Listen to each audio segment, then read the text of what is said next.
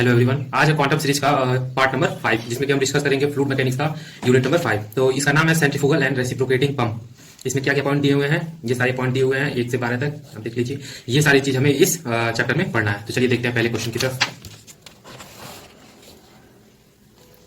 पहला क्वेश्चन है हमारा, define a centrifugal pump, give its classification. तो हमें सेंट्रीफ्यूगल पंप को डिस्कस करना है कि इसको क्लासिफाई करना, डिफाइन करना है कि होता क्या है। तो बेसिकली देखिए, जो पानी निकालने के लिए, जैसे खेतों में जब सिंचाई होती है तो वाटर पंप लगे होते हैं। तो पानी की सप्लाई करने के लिए जैसे कि मैकेनिकल एनर्जी को प्रेशर एनर्जी में कन्वर्ट करने के लिए हम सेंट्रीफ्यूगल पंप का यूज करते हैं। आप यहाँ पे एक डायग्राम देख लीजिए सेंट्रीफ्यूगल पंप का। ये देखिए, ये है हमारे पास सेंट्रीफ्यूगल पंप का ये डायग्राम, ठीक है। अभी आगे हम डिस्कस करेंगे इसको। पहले इसके डिफिनेशन को जान लेते हैं। If the mechanical energy is converted into pressure energy, अगर mechanical energy pressure energy convert हो जाता है by means of centrifugal force acting on the fluid, इसका मतलब है कि उस फ्लूइड पे सेंट्रीफ्यूगल फोर्स लग रहा है, ठीक है। Then the hydraulic machine is called centrifugal pump. तो हाइड्रोलिक मशीन आप देखे होंगे, जो कि चीजों को लिफ्ट करके ऊपर उठाता है, तो उसमें भी फ्लूइड होता है, तो वो भी क्या, उसमें भी क्या लगता है, सेंट्रीफ्यूगल पंप लगता है। It is a radial outward flow machine. ये कैसा फ्लो मशीन है, रेडियली आउटवर्ड फ्लो मशीन है। It act as the reverse of an inward radial flow reaction turbine. It work on the principle of forced vertex flow. ये किसके principal पे काम करता है, फोर्स्ड वर्टेक्स फ्लो। ये आगे आपको देखने को मिलेगा। तो चलिए इसकी क्लासिफिकेशन को देखते हैं। क्लासिफिकेशन ऑफ सेंट्रीफ्यूगल पंप क्या क्या है। टाइप्स ऑफ केसिंग, इसके केसिंग कितने टाइप के होते हैं। अब फिगर देखिए, पहले केसिंग होता क्या है। ये देखिए, ये जो आउटर ये लेयर है ना, इसे बोलते हैं हम केसिंग। देखिए लिखा है केसिंग, ठीक। तो ये कितने टाइप के, 2 टाइप्स के हैं, वॉल्यूट पंप और टरबाइन पंप। टरबाइन पंप को डिफ्यूजन पंप भी बोला जाता है। अगला है work head. Work head, low lift centrifugal pump, high lift centrifugal pump, medium lift centrifugal pump. ये 3 पॉइंट होते हैं वर्क हेड में। अगला है लिक्विड हैंडल। ये कितने टाइप के होते हैं, closed impeller pump, semi open impeller pump. Liquid handle, closed impeller pump, semi open impeller pump, open impeller pump. ये 3 पॉइंट होते हैं लिक्विड हैंडल में। अगला है नंबर ऑफ इंपेलर पर शाफ्ट। हर शाफ्ट में कितने नंबर ऑफ इंपेलर होते हैं। Single stage centrifugal pump, multi stage centrifugal pump. पांचवा है number of entrance to the impeller. Number of entrance to the impeller, single entry और single suction pump, double entry और double suction pump. अगला point है हमारे पास, relative direction of flow through impeller. ठीक, इसमें क्या है, इसमें 3 पॉइंट देख लीजिए, radial flow pump, axial flow pump, mixed flow pump. तो इसे आप इस क्वेश्चन को याद कर लीजिए। अगला है, give the constructional detail of a centrifugal pump and explain it's working. अब इसका कंस्ट्रक्शनल डिटेल हमें देना है, यानी कि इसका डायग्राम, सेंट्रीफ्यूगल पंप का डायग्राम बनाना है और उसके एक एक पार्ट को डिस्कस करना है क्या है, ठीक है। और हमें इसके वर्किंग को एक्सप्लेन करना है कि इसका वर्किंग कैसे होता है। तो चलिए देखते हैं पहले कंस्ट्रक्शन मेन पार्ट क्या क्या है। Main part of centrifugal pump are impeller, ठीक। मेन पार्ट कौन कौन से हैं, पहला है impeller. And impeller is a wheel, यह एक व्हील होता है और रोटर बोलते हैं इसे, with a series of backward curve veins, जिसमें कि बैकवर्ड कर्व वेन्स यानी पत्तियां लगी होती हैं। आप इस फिगर में देख लीजिए, यहाँ पे देखिए, ये हमारे पास है ना, ये इंपेलर है। देखिए इंपेलर है, ये अंदर वाला पार्ट जो है, इस पे पत्तियां लगी हुई हैं, ठीक। तो यही है इंपेलर। आगे देखते हैं अगला पॉइंट, केसिंग। केसिंग क्या है, the casing is an air tight chamber surrounding the pump impeller. The following 3 type of casing are commonly used. पहले तो केसिंग में बता दूं, जो आउटर सरफेस पे लगा होता है वही है हमारा केसिंग, यानी कि पंप का जो आउटर सरफेस होता है, जो कवर करता है सारे इंटरनल ब्लेड्स, टरबाइन को, ब्लेड्स वगैरह को, तो उसे हम केसिंग कहते हैं। केसिंग कितने टाइप्स के होते हैं, 3 टाइप्स के होते हैं, वॉल्यूट केसिंग, वर्टेक्स केसिंग, ठीक है। अभी ये क्या क्या होता है, वॉल्यूट केसिंग देख लेते हैं। In this type of casing the air of flow gradually increases from the impeller outlet to the delivery pipe so as to reduce the velocity of flow. इस केसिंग में होता है कि जो हमारा एरिया ऑफ फ्लो जो होता है वो इंक्रीज करता है from the impeller outlet to the delivery pipe. Impeller outlet से डिलीवरी पाइप तक इसे एरिया को फ्लो कराता है, so as to reduce the velocity of flow, ठीक। वेलोसिटी ऑफ फ्लो क्या होता है, रिड्यूस हो जाता है। Thus the increase in pressure occur in volute casing, तो प्रेशर जो होता है केसिंग के अंदर वो इंक्रीज कर जाता है, ठीक। वॉर्टेक्स केसिंग क्या होता है, if a circular chamber is provided between the impeller and the वॉल्यूट chamber. अब इंपेलर और वॉल्यूट चैम्बर के बीच में क्या किया जाए, एक सर्कुलर चैम्बर प्रोवाइड किया जाए। The casing is known as vertex casing, तो इस केसिंग को बोलेंगे vertex casing. The circular chamber is known as vertex और वर्लपूल चैम्बर। अब वो जो सर्कुलर चैम्बर उसमें होगा ना, उसे बोलेंगे वर्टेक्स या फिर whirlpool chamber. And such a pump is known as volute pump with vertex chamber. Okay, now we are moving on its figure. Let's see this is a centrifugal pump. okay, ये हमारे पास diagram है, देखिए यहाँ पे। सबसे पहले यहाँ पे देखते क्या है, ओवरहेड टैंक। ये ओवरहेड टैंक है, यहाँ जहां से पानी आएगा निकलेगा, ठीक। डिलीवरी पाइप, ये पाइप है। डिलीवरी वॉल्व है ये एक, ठीक। डिलीवरी फ्लैंज है ये, ओके। प्रेशर गेज है ये, यहाँ पे प्रेशर गेज लगा हुआ है। अब ये जो बाहरी जो पार्ट है इसे बोलेंगे केसिंग। ये देखिए यहाँ तक है ना, इसे बोलते हैं केसिंग। इसके अंदर वाला जो पार्ट है उसे बोलते हैं इंपेलर, ठीक। इसे बोलेंगे इंपेलर। इतना भूल जाइए, पहले इसको भूल जाइए, इतना यहाँ से आप देखिए ये पंप को। ये बीच में जो आई बना होता है ना, देखिए बीच का जो सर्कल होता है उसे बोलते हैं आई ऑफ द इंपेलर। ये इंपेलर है, इंपेलर का ही तो पार्ट है, तो इंपेलर का आंख इसे बोलते हैं। ये हमारे पास एक लाइन है जिसे बोलते हैं centre line of the pump. आगे देखते हैं, S equal to shaft driven by electric motor और ऑयल इंजन। ऐसे क्या हमारे पास शाफ्ट है। अब यहाँ पे हम आगे बढ़ते हैं इसके, देखिए यहाँ पे एक वैक्यूम केज लगा हुआ है जो वैक्यूम क्रिएट करता है, ठीक है, ताकि यहाँ पे वैक्यूम क्रिएट है। ये है सक्शन फ्लैंज, ये सक्शन फ्लैंज है हमारे पास, ये सक्शन पाइप है, और ये जो पानी के अंदर जमीन के अंदर जो जाता है वो सारी हमारी ये इसके अंदर लगा हुआ है। अगला पॉइंट देखते हैं, केसिंग विथ गाइड ब्लेड। देखिए हम क्या पढ़ रहे थे, केसिंग पढ़ रहे थे, तो केसिंग का तीसरा वाला पार्ट जो था वो केसिंग विद गाइड ब्लेड। ऐसा केसिंग जिसमें गाइड ब्लेड लगी हो। In this type of casing impeller is surrounded by a series of guide blade. Okay, ऐसा प्लेट जिसमें की गाइड ब्लेड लगी हो, जैसे कि vane. Diffuser blade has maximum efficiency but are machine with diffuser efficiency blade have maximum efficiency but are less satisfactory when a wide range of operating condition is required। ऐसा machine जिसमें diffuser blade ज्यादा लगी होती है उसकी efficiency तो ज्यादा होती है, बट इसका मतलब बहुत ज्यादा इसका यूज नहीं किया जाता है।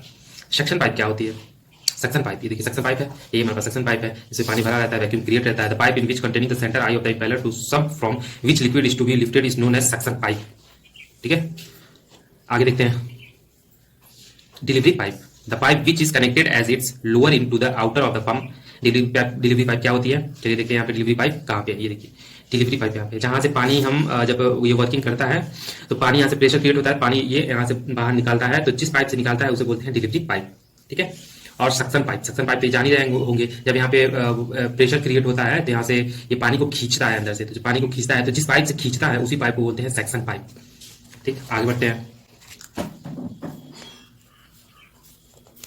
A delivery valve is provided in the delivery pipe to rectangular supply of water। Working इसका देखते हैं। वर्किंग मैं इसे आपको सिंपल तरीके से बता देता हूँ। ये हमारे पास है इंपेलर, ये है केसिंग। ठीक, तो ये क्या होता है, यहाँ पे यहाँ से ये पूरा ये एयर इसमें फिल रहता है या फिर दूसरी गैसेस भरी रहती है। जब ये मशीन अगर बंद कंडीशन में रहता है तो क्या होता है कि इसमें एयर पूरा फिल रहता है, तो इस एयर को निकालने के लिए हम क्या करते हैं, पहले इसमें पानी डालते हैं। इसके ओवरहेड टैंक में हम पानी यहाँ से हम इस पाइप डिलीवरी पाइप में पानी डालते हैं बाहर से। तब जब ये पानी पूरी तरह से ये पूरे इसमें केशिंग में पूरा भर जाता है, यहाँ तक जब भर जाता है पानी, तो क्या होता है इसमें कि जितने भी एयर से गैसेस होती हैं वो बाहर निकल जाती हैं। तो ये इंजन क्या करेगा, एयर नहीं लेगा हमारा। ठीक, तो इस कंडीशन में हम अब जब पानी पूरा भर गया तो हम क्या करेंगे, वॉल्व होता है जो वाटर वॉल्व होता है, इंडिकेट करता है कि पानी ऊपर तक भर गया है, उसे हम बंद करते हैं। उसके बाद से क्या करते हैं, इस हेड को, ये जो माउथ है इसका डिलीवरी पाइप का माउथ है, इसे भी हम बंद करते हैं हाथों से या फिर किसी चीज से बंद करते हैं। उसके बाद इंजन को स्टार्ट करते हैं। तो इंजन स्टार्ट होते ही हमारा इसमें प्रेशर क्रिएट होता है। ये जो ब्लेड्स होती हैं रोटेट करती हैं, स्टार्ट करती हैं धीरे धीरे। तो यहाँ से क्या होता है, प्रेशर क्रिएट होने के कारण यहाँ से पानी ये खींचता है, इस पाइप से, सक्शन पाइप से पानी को खींचता है, तो पानी यहाँ से बाहर आती है और ये हमको हमारा आउटपुट मिल जाता है। यही है वर्किंग कंडीशन, इसमें पूरा बताया गया है, आप पढ़ लीजिए। डिफाइन द टर्म, हमें ये 4 टर्म डिफाइन करना है। पहला सक्शन हेड, सक्शन हेड क्या होता है, देखिए एचएस से डिनोट करते हैं इसे। It is the vertical height of the centre line, centre line पे वर्टिकल हाइट होता है इसका of the centrifugal pump above the water surface is sump from which water is to be lifted, जहां से पानी लिफ्ट होता है। ठीक है, उसे हम सक्शन हेड कहते हैं। डिलीवरी हेड, इसको एचडी से डिनोट करते हैं। It is the vertical height, ये भी वर्टिकल हाइट है, between the centre line of the pump, pump का सेंटर लाइन जो है, ये सेंटर लाइन है ना, देख रहे हैं, and the water surface in the tank to which water is deliver, ये ऊपर वाला पोर्शन जो पानी जहां मतलब निकलता है जिस पाइप से, वहां से सेंटर लाइन जो है पाइप का, वहां तक हम क्या बोलते हैं, डिलीवरी हेड बोलते हैं। स्टैटिक हेड एचएस से रिप्रेजेंट करते हैं। मोनोमेट्रिक हेड एचएम से डिनोट करते हैं। एचएस को क्या बोल सकते हैं, एचएस प्लस एचडी, यानी कि suction head plus delivery head को मिला करके स्टैटिक हेड बनता है। मोनोमेट्रिक हेड क्या है, it is defined as the head against which a centrifugal pump has to work, जिसमें सेंट्रीफ्यूगल पंप वर्क करता है। बढ़ते हैं अगले क्वेश्चन की तरफ। Obtain an expression for the work done by an impeller of a centrifugal pump on water. ठीक, कह रहा है कि हमें एक एक्सप्रेशन आप डिराइव करिए, निकालिए, जो कि the work done by an impeller, impeller के द्वारा काम किया जा रहा है सेंट्रीफ्यूगल पंप में पानी के साथ, सेंट्रीफ्यूगल पंप ऑन वाटर। ठीक, the absolute velocity of water eight inlet make an angle 90 degree. Absolute velocity जो होगी पानी के अंदर क्या कर रही है, 90 डिग्री का एंगल बना रही है with the direction of motion of the impeller at inlet. ठीक है, hence angle alpha equal to 90 degree and VW1 equal to 0।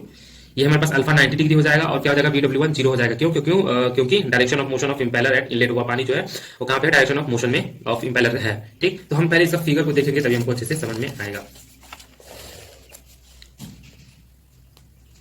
देखते हैं इसके फिगर को। ये देखिए हमारे पास एक पाइप है, ये वेन है। ठीक, यहाँ पे एक ट्रायंगल बन गया है और यहाँ पे भी एक ट्रायंगल बन गया है। ठीक, एक एंगल लिए हम फाई, इस एंगल को लिए है बीटा, इस एंगल को लिए थीटा और इसको लिए है अल्फा।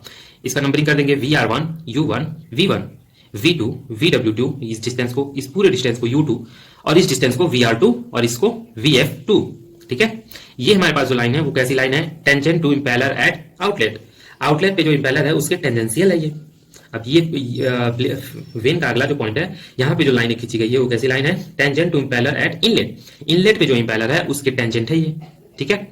अब देखिए हमारे पास दिया हुआ है n क्या है, स्पीड ऑफ इंपेलर है, d क्या है, डायमीटर ऑफ इंपेलर है, u है टेंजेंशियल वेलोसिटी, v1 है एब्सोल्यूट वेलोसिटी, vr1 है रिलेटिव वेलोसिटी, vw1 है रियल वेलोसिटी, vf1 है फ्लो वेलोसिटी, ठीक। इसके साथ ही इसका जो u2 d2 v2 vw2 vf2 होगा, ये दोनों सारी चीजें इक्वल हैं। इन दोनों इक्वल हैं इसका मतलब है इन दोनों को एक ही चीज बोला जाता है, इसकी वैल्यू इक्वल है ये हमें नहीं पता।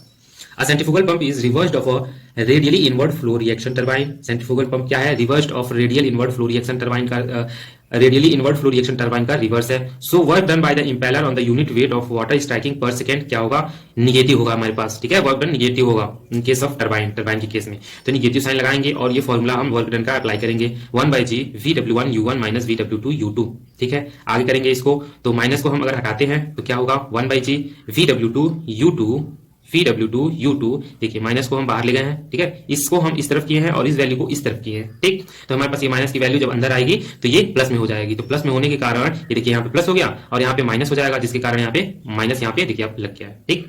इस वैल्यू को हम इधर लिखे हैं और इस वैल्यू को इस साइड लिखे हैं, ठीक। तो हमारा माइनस का वैल्यू एक्सचेंज हो जाएगा। आगे VW2 U2 बाई G कैसे होगा, VW1 जो है हमारा 0 है, तो जब VW1 0 हो जाएगा तो 0 इंटू U1 भी 0 हो जाएगा, बचेगा क्या, VW2 U2 अपॉन G, यहाँ पे आप देख सकते हैं। अब क्या है, work done by impeller on water पर सेकेंड। वाटर पे जो है हमारा है वर्क डन इंपेलर के द्वारा क्या हो रहा है, W by small g VW2 U2। इस इक्वेशंस को आप याद कर लीजिए। W क्या है हमारे पास, वेट ऑफ वाटर है, Q हमारे पास वॉल्यूम ऑफ वाटर है। बढ़ते हैं अगले क्वेश्चन की तरफ। अगला क्वेश्चन है हमारे पास, what do you mean by manometric efficiency, mechanical efficiency and overall efficiency of centrifugal pump. देखिए तीन चीज हमें बताना है, मैनोमेट्रिक इफिशियंसी क्या होती है, मैकेनिकल इफिशियंसी क्या होती है एंड ओवरऑल इफिशियंसी क्या होती है सेंट्रीफ्यूगल पंप की। तो चलिए देखते हैं, बढ़ते हैं इसके सॉल्यूशन की तरफ। पहला देखते हैं मैनोमेट्रिक इफिशियंसी क्या है, इसे हम नीटा से डिनोट करते हैं। देखिए नीटा मैनो लिखा हुआ है। It is defined as the ratio of the manometric head developed by the pump to the head imparted by the impeller to the liquid. अब देखिए ये चारों पॉइंट दिए हुए हैं, 3 पॉइंट, इन तीनों पॉइंट्स को हमें क्या करना है, इसका इक्वेशन याद करना है और इसका रेशियो याद करना है। तो रेशियो, मैनोमेट्रिक इफिशियंसी का रेशियो क्या है, manometric head upon head imparted by impeller to liquid, ठीक। इसका इक्वेशन आप ये याद कर लीजिए। मैकेनिकल इफिशियंसी को किससे डिनोट करते हैं, नीटा एम से, ठीक। इसका रेशियो क्या होता है, it is the ratio of power delivered at impeller, impeller पे जो पावर डिलीवर हो रही है, upon power input to the shaft, shaft पे जो पावर इनपुट हो रहा है, ठीक। इसके इक्वेशन को आप याद कर लीजिए, क्या है इसका इक्वेशन, ओवरऑल एफिशिएंसी नीटा 0। ये क्या होता है, ये है ratio power output by power input का। पावर आउटपुट हमारे पास क्या होती है, weight of water lifted into HM by 1000। Power input हमारे पास क्या है, शाफ्ट पावर, शाफ्ट पे जो पावर है वही तो हमारा पावर इनपुट है। अब नीटा 0 की हमें ये हमारे पास इक्वेशन मिल जाएगी, इस इक्वेशन को हम याद रखेंगे। न्यूमेरिकल्स में इन सारी इक्वेशंस का यूज आएगा। अब बढ़ते हैं न्यूमेरिकल की तरफ, डेरिवेशन की तरफ। क्या कहता है अगला क्वेश्चन, अगला क्वेश्चन कह रहा है, so that pressure rise in the impeller of a centrifugal pump is given by. कह रहा है कि इंपेलर में जो प्रेशर राइज हो रहा है उसका इक्वेशन इतना है, हमें बताइए, प्रूफ करके दिखाइए कि इतना ही है। तो चलिए देखते हैं। अब इसमें कंडीशन कुछ दे दिया है, बोल रहा है निग्लेक्ट ऑल फ्रिक्शनल लॉसेस, जो फ्रिक्शनल लॉसेस हो रहे हैं उसे निग्लेक्ट करिए और एज्यूम करिए कि the blade of impeller are curved back through angle phi. और इमेजिन करिए कि जो इंपेलर का ब्लेड है वो कर्व है और एंगल बना रहा है फाई का। एट आउटलेट, आउटलेट पे notation used has usual meaning. अब जो सारे नोटेशंस होते हैं उनका सारा मतलब सेम ही है, तो इसीलिए मैं बोल रहा हूँ कि ये सारे जो इसके क्या क्या बोलते हैं, क्या नाम है इसका, किससे रिप्रेजेंट करते हैं, वो सारा आप याद कर लीजिए एक बार, आपको हर क्वेश्चन में हर जगह पे आपको काम आएगा। चलिए देखते हैं।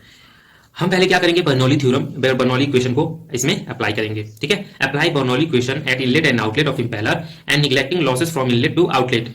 लॉस को निग्लेक्ट करना है, बर्नौली थ्योरम को अप्लाई कर रहे हैं इनलेट और आउटलेट दोनों पे। तो देखिए total energy at inlet is equal to क्या हो जाएगा, total energy at outlet minus work done by impeller on water. Equation हमारे पास है ये, हम जानते हैं इस इक्वेशन को, ठीक है। ये हमें इक्वेशन तो याद करना ही है, बर्नौली इक्वेशन क्या होता है। अब क्या करेंगे, इसमें हम देखेंगे कि Z1 इक्वल टू Z2 बराबर है, क्यों, क्योंकि inlet and outlet of impeller eight the same height. Height क्या है इनलेट और आउटलेट इंपेलर की सेम है, तो इसलिए Z1 इक्वल टू Z2 हो जाएगा। तो Z1 Z2 को हटाएंगे तो हमारे पास ये इक्वेशन बचेगी। अब देखिए इस इक्वेशन को आप ध्यान से देखिए, P1 by rho g plus V1 square by 2G equal to P2 by rho g. अब इसमें देखिए यहाँ पे क्या कर दिया है, P1 और P2 को एक साथ लिखा है, तो P2 बाई रो जी और P1 बाई रो जी इसको एक तरफ किया है और बाकी सारे वैल्यू को एक तरफ कर दिया है। Where P2 by rho ji minus P1 by rho g equal to pressure rise in impeller. ये क्या है, प्रेशर राइज इन इंपैलर है, इंपैलर में जो प्रेशर राइज हो रहा है वो है, ठीक। अब बढ़ते हैं, ये देखिए इसका फिगर तो आप देख ही रहे हैं। अब बढ़ते हैं आगे, from inlet velocity triangle, inlet velocity triangle पे क्या होगा, ये हमारे पास इनलेट वेलोसिटी ट्रायंगल है, तो V1 इक्वल टू VF1 होगा, ठीक है, V1 is equal to VF1 होगा। From outlet velocity triangle, outlet velocity triangle को क्या कहेंगे, tan phi, ये देखिए एंगल फाई है ना, तो tan phi is equal to क्या हो जाएगा हमारे पास VF2, इस ट्रायंगल को कर लेते हैं VF2 by U2, VF2 by U2 minus VW2। देखिए इस एंगल को लिए तो VF2 बाई U, ये हम डिस्टेंस लेंगे तो ये डिस्टेंस हमें पता नहीं है, तो ये डिस्टेंस क्या हो जाएगा, U2 में से VW2 माइनस कर देंगे तो ये डिस्टेंस हमारे पास बच जाएगी। अब इसको हम सॉल्व करेंगे, U2 माइनस VW2 को एक तरफ करेंगे और बाकी वैल्यू को एक तरफ करेंगे। आगे बढ़ते हैं। अब देखिए VW2 को हम अगर अलग करते हैं और बाकी सारी वैल्यू को अलग करते हैं इसमें, तो क्या होगा, इसको इक्वेशन बनाएंगे हम तो U2 minus VF2 cot theta बन जाएगा, क्योंकि 1/10 pi equal to cot phi हम पढ़ चुके हैं मैथमेटिक्स में। अगला है again from outlet velocity, outlet velocity के लिए क्या है, सेम तरीका हम अप्लाई करेंगे, V2 का स्क्वायर इक्वल टू VF2 का स्क्वायर प्लस VW2 का स्क्वायर, ठीक है, इसमें क्या किए हम, स्क्वायर किए हैं, ठीक। तो VF2 का स्क्वायर प्लस VW2 हमारे पास ये निकल के आया, देखिए, तो इसका स्क्वायर कर देंगे, इसमें वैल्यू पुट कर देंगे, तो देखिए U2 minus VF2 cot phi का होल स्क्वायर हम कर दिए हैं। अब देखिए इसको सॉल्व करेंगे, हम सॉल्व करेंगे तो हमारे पास इक्वेशन बन के आएगा VF2 का square cosec square phi plus U2 का square minus 2U2 VF2 cot phi. क्यों, क्योंकि इसमें दिया है 1 plus cot square phi equal to cosec square phi. ये हमें एक फॉर्मूला भी याद करना है जो हमने पहले पढ़ा था इंटरमीडिएट्स में, 1 plus cot square phi equal to cosec square phi होता है, ठीक। आगे बढ़ते हैं, now putting the value of V1 फ्रॉम इक्वेशन 3। अब ये जो इक्वेशन 5.6.3 था इसमें हम V1 की वैल्यू पुट करेंगे, VW2 का इक्वेशन 4 वाले में पुट करेंगे एंड V2 स्क्वायर का वैल्यू हम 5 वाले में पुट करेंगे, ठीक, तो अलग अलग पुट करेंगे। तो वैल्यू को पुट करने के बाद से हमारे पास आएगा 1/2G V square F1 plus U2 का square minus V square F2 cosec square phi. आप ध्यान से देखेंगे और सॉल्यूशन को करेंगे तो आपको ये समझ में आ जाएगा। बढ़ते हैं अगले क्वेश्चन की तरफ। अगला क्वेश्चन है, न्यूमेरिकल है मेरे पास, a centrifugal pump having outer dia equal to 2 times of inner dia.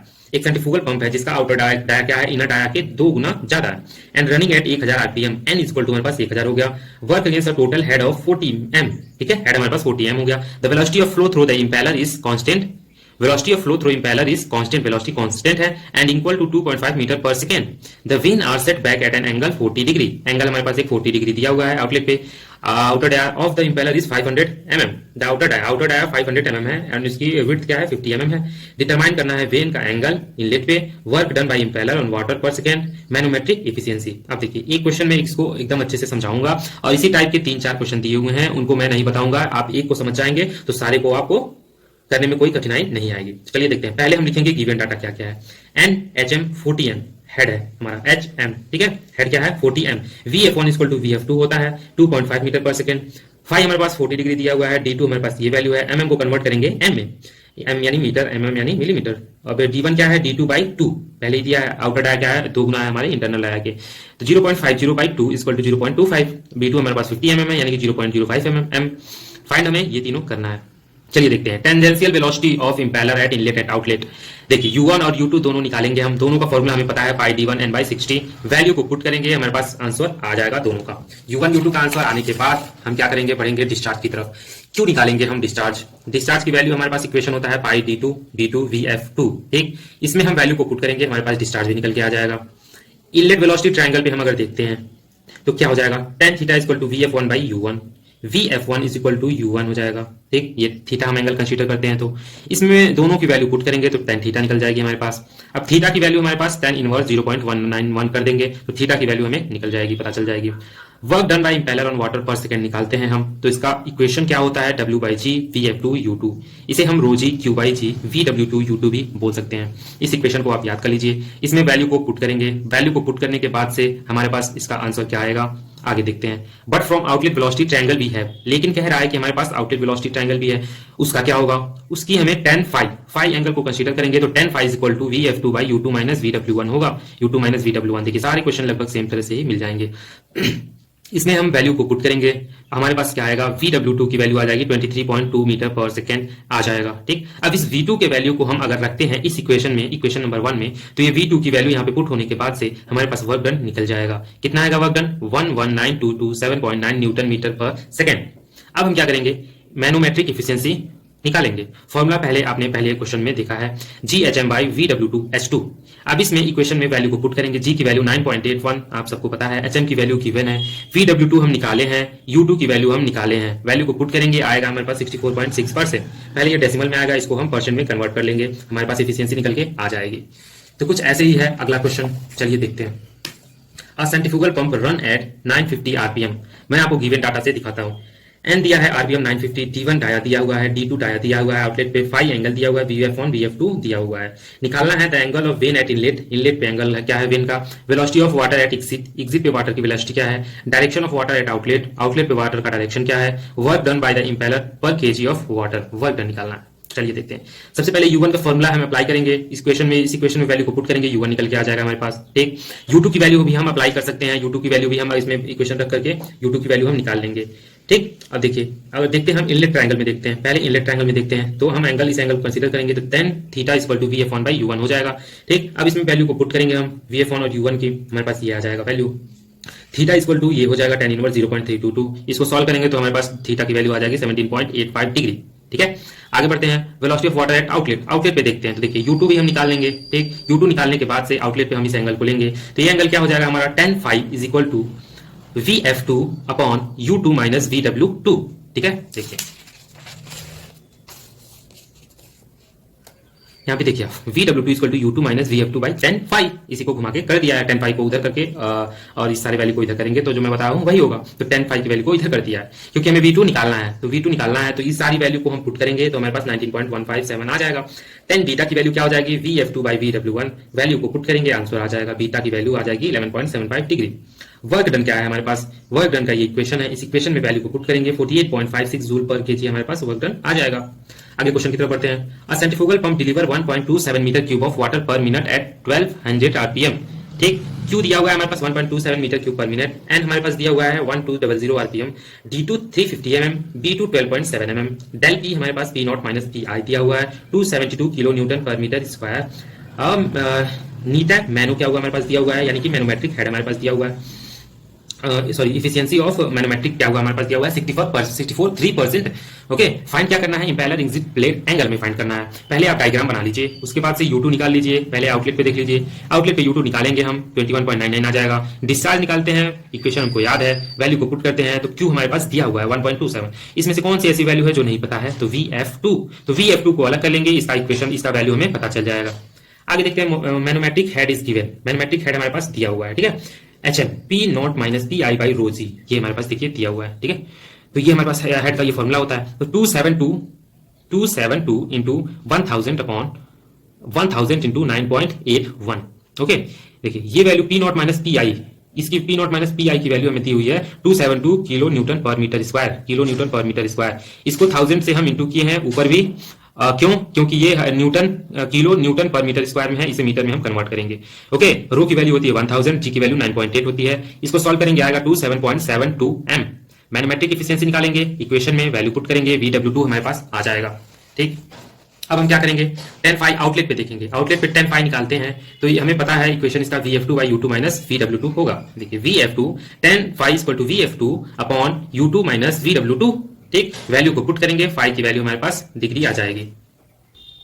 इसी तरह से अगला क्वेश्चन भी आप देखिए, ये भी क्वेश्चन बहुत आसान है, गिवन डाटा दिया है हमारे पास, फाइंड क्या करना है ये भी हमें पता है। अब हम इक्वेशन धीरे धीरे करेंगे, क्या जो हमारे पास इक्वेशन बन के आएगी उसे हम वैल्यू को पुट करेंगे, इक्वेशन को रखेंगे और आंसर निकालते जाएंगे। फिगर पहले कंपलसरी है, फिगर आप बना लीजिए।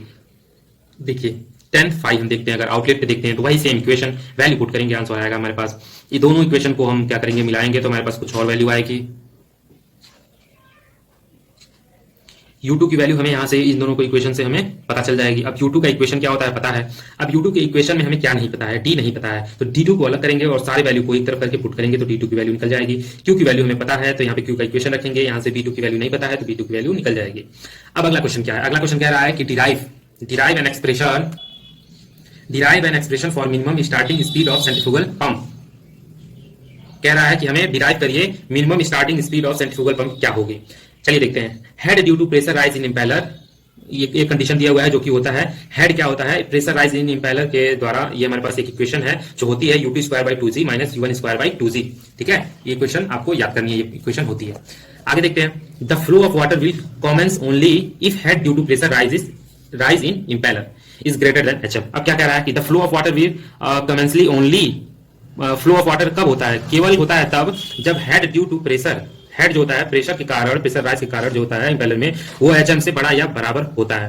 तो यानी कि ये इक्वेशन जो हमारे पास हेड दिया हुआ है, ये हेड की इक्वेशन है, तो ये इक्वेशन क्या होगा, बड़ा होगा या बराबर होगा एचएम के। ठीक, for minimum speed, minimum speed के लिए हम क्या करेंगे, इसे हम बराबर करके देखते हैं। ठीक, तो इसे हम देख लेते हैं कि अगर ये बराबर है तो क्या होगा। Mathematic efficiency is given as, equation हमें मैथमेटिक एफिशिएंसी की पता है, इसमें से एचएम को किनारे करेंगे और बाकी सारे इक्वेशन को एक तरफ लिखेंगे। यहाँ पे हमारे पास एक और एचएम की वैल्यू है। अब दोनों इक्वेशन को हम इक्वेट करेंगे और इस इक्वेशन को एक दूसरे के सामने लिख देंगे। यहाँ पे एक दूसरे के सामने हमने इस इक्वेशन को लिखा और इसमें वैल्यू को हम पुट करते गए। u2 की वैल्यू क्या होती है, 2g। देखिए u की वैल्यू पाई, u2 की value pi d2 n by 60 होती है, इसका स्क्वायर कर देंगे। u1 की वैल्यू भी सेम होती है, इसका स्क्वायर कर देंगे। n मैनो vw2, u2 की वैल्यू फिर यहाँ पाई d2 n पुट कर देंगे और g की वैल्यू यहाँ पे 60g यहाँ पे कर देंगे। क्यों, क्योंकि ये u की वैल्यू ही है, u की वैल्यू में बाई 60 आता है तो 60 इंटू जी कर देंगे। अब देखिए दोनों वैल्यू देखिए यहाँ पे दिया हुआ है। अब क्या करेंगे, डिवाइड करेंगे इक्वेशन नंबर 2 से पाई n बाई 60g को। इस इक्वेशन को हम डिवाइड कर देंगे, क्यों, क्योंकि ये लगभग हर जगह सेम है। इसको हटाने के बाद हमारे पास क्या आएगा, पाई n d2 का square by 120, pi n d1 square को by 120 equal to n mano vw2 d2। Okay, और क्या होगा, पाई n, इसको सॉल्व करते ही हमारे पास n की वैल्यू आएगी 120 नीटा मैनो vw2 d2 by rho d2 का स्क्वायर माइनस d1 का स्क्वायर। ठीक, ये हमारे पास आ गया। इसका मतलब है कि इक्वेशन कह रहा है कि the minimum starting speed of centrifugal pump, minimum starting of centrifugal pump का स्पीड जो होगा क्या है, हमारा स्पीड तो है आरपीएम है, तो ये हमारा आरपीएम इतना होगा। ठीक, अब बढ़ते हैं अगले क्वेश्चन की तरफ। A centrifugal pump with 1.2 m diameter, एक सेंट्रीफ्यूगल पंप है जिसका 1.2 मीटर डायमीटर है, 200 आरपीएम है उसका, डिस्चार्ज 1900 है, वेलोसिटी 2.5 m है, डिग्री इनलेट पे 26 डिग्री है। ठीक, और 6 हमारे पास हेड है। तो बढ़ते हैं इसके सॉल्यूशन की तरफ। बहुत ही छोटा सा सॉल्यूशन है इसका। देखिए गिवन डाटा है, फाइंड क्या करना है। पावर रिक्वायर्ड पी का इक्वेशन ये होता है हमारे पास rho g Q H M by 1000। इसमें वैल्यू को सारे जो गिवन डाटा उसको पुट करेंगे 111.83 किलोवाट आ जाएगा। U2 की वैल्यू हम निकालेंगे, इक्वेशन वही सेम है, वैल्यू को पुट किए 12.56 मीटर पर सेकंड आ गया। आगे देखिए 10 फाई निकालेंगे, 10 phi VF2 by U2 minus VW2 होता है, पता है हमें। इसको फाई दिया हुआ है, वैल्यू को पुट करेंगे तो V2 हमें यहाँ पे नहीं पता है, V2 को एक तरफ कर देंगे, हमारे पास 7.43 मीटर पर सेकंड आ जाएगा। मैथमेटिक एफिशिएंसी क्या होती है, एन मैथमेट्रिक हमारे पास इक्वेशन गिवन है, इस इक्वेशन में वैल्यू को पुट करेंगे, वैल्यू को पुट करने के बाद हमारे पास इसकी एफिशिएंसी भी आ जाएगी 63%। मिनिमम आरपीएम हम निकालेंगे, एन हम पहले इसके पहले वाले जस्ट डेरिवेशन में हमने देखा एन क्या है, उसका डेरिवेशन ये इक्वेशन आया था। इस इक्वेशन में हम सारे वैल्यू को पुट करेंगे, एन आ जाएगा 198.66 आरपीएम। ओके, अगला क्वेश्चन है हमारे पास, define specific speed of centrifugal pump and derive the equation for same. Specific speed क्या होता है मैं आपको बताता हूं। ये देखिए, ये मान लीजिए हमारे पास एक सेंट्रीफ्यूगल पंप है, ये हेड है हमारा 1 मीटर हाइट है, इसका 1 मीटर हेड है। ठीक है, तो क्या होता है अगर 1 मीटर हाइट तक पानी पहुंचने में, और क्यू जो डिस्चार्ज हो रहा है वो 1 मीटर क्यूब पर सेकेंड की रेट से डिस्चार्ज हो रहा है वाटर, तो इतना हमें फंक्शन करने के लिए कितने स्पीड की हमें रिक्वायरमेंट होगी, तो जितने स्पीड की रिक्वायरमेंट होगी उसे हम कहेंगे स्पेसिफिक स्पीड। ठीक है, और इसे रिप्रेजेंट करते हैं एन एस से। आगे बढ़ते हैं। देखिए यहाँ पे आप डेफिनेशन देख सकते हैं इसकी, और डेरिवेशन हम चलिए देखते हैं कैसे होता है। क्यू डिस्चार्ज हमारे पास क्या हो जाएगा, एरिया इंटू वेलोसिटी, एरिया हमारा हो जाएगा पाई dp और वेलोसिटी vf। ठीक है, अब क्यू जो है वो डायरेक्टली प्रोपोर्शनल है डी स्क्वायर vf के। क्यों, क्योंकि b is directly proportional to d है, b d के डायरेक्टली प्रोपोर्शनल है, तो इसके according q is directly proportional to d square vf हो जाएगा। Tangential velocity u pi d n by 60, अब जिसमें कि u is directly proportional to dn हो जाएगा। अब देखिए यहाँ पे tangential velocity u and velocity of flow vf are related to mathematic head hm। u is directly proportional to vf is directly proportional to under root hm from equation this, इस equation के अनुसार 3 and 4, equation 3 और equation 4 को consider करेंगे हम, तो क्या हमारे पास निकल जाएगा, ये देखिए under root hm is directly proportional to dn, ये dn। ठीक हो जाएगा। अब हम क्या करेंगे, d को एक साइड अलग करते हैं तो d डायरेक्टली प्रोपोर्शनल हो जाएगा इतना के। अब क्या करेंगे हम, अब d की वैल्यू को हम पुट करेंगे इक्वेशन नंबर 2 में, इस इक्वेशन में हम पुट करेंगे d का वैल्यू, तो हमारे पास क्या आएगा, q की वैल्यू हमारे पास आ जाएगी k hm 3/2 upon n square. यहाँ के कैसे आया है कि हमने कांस्टेंट लिया है, ये प्रोपोर्शनल को हटाने के लिए के हमने यहाँ पे लिया है।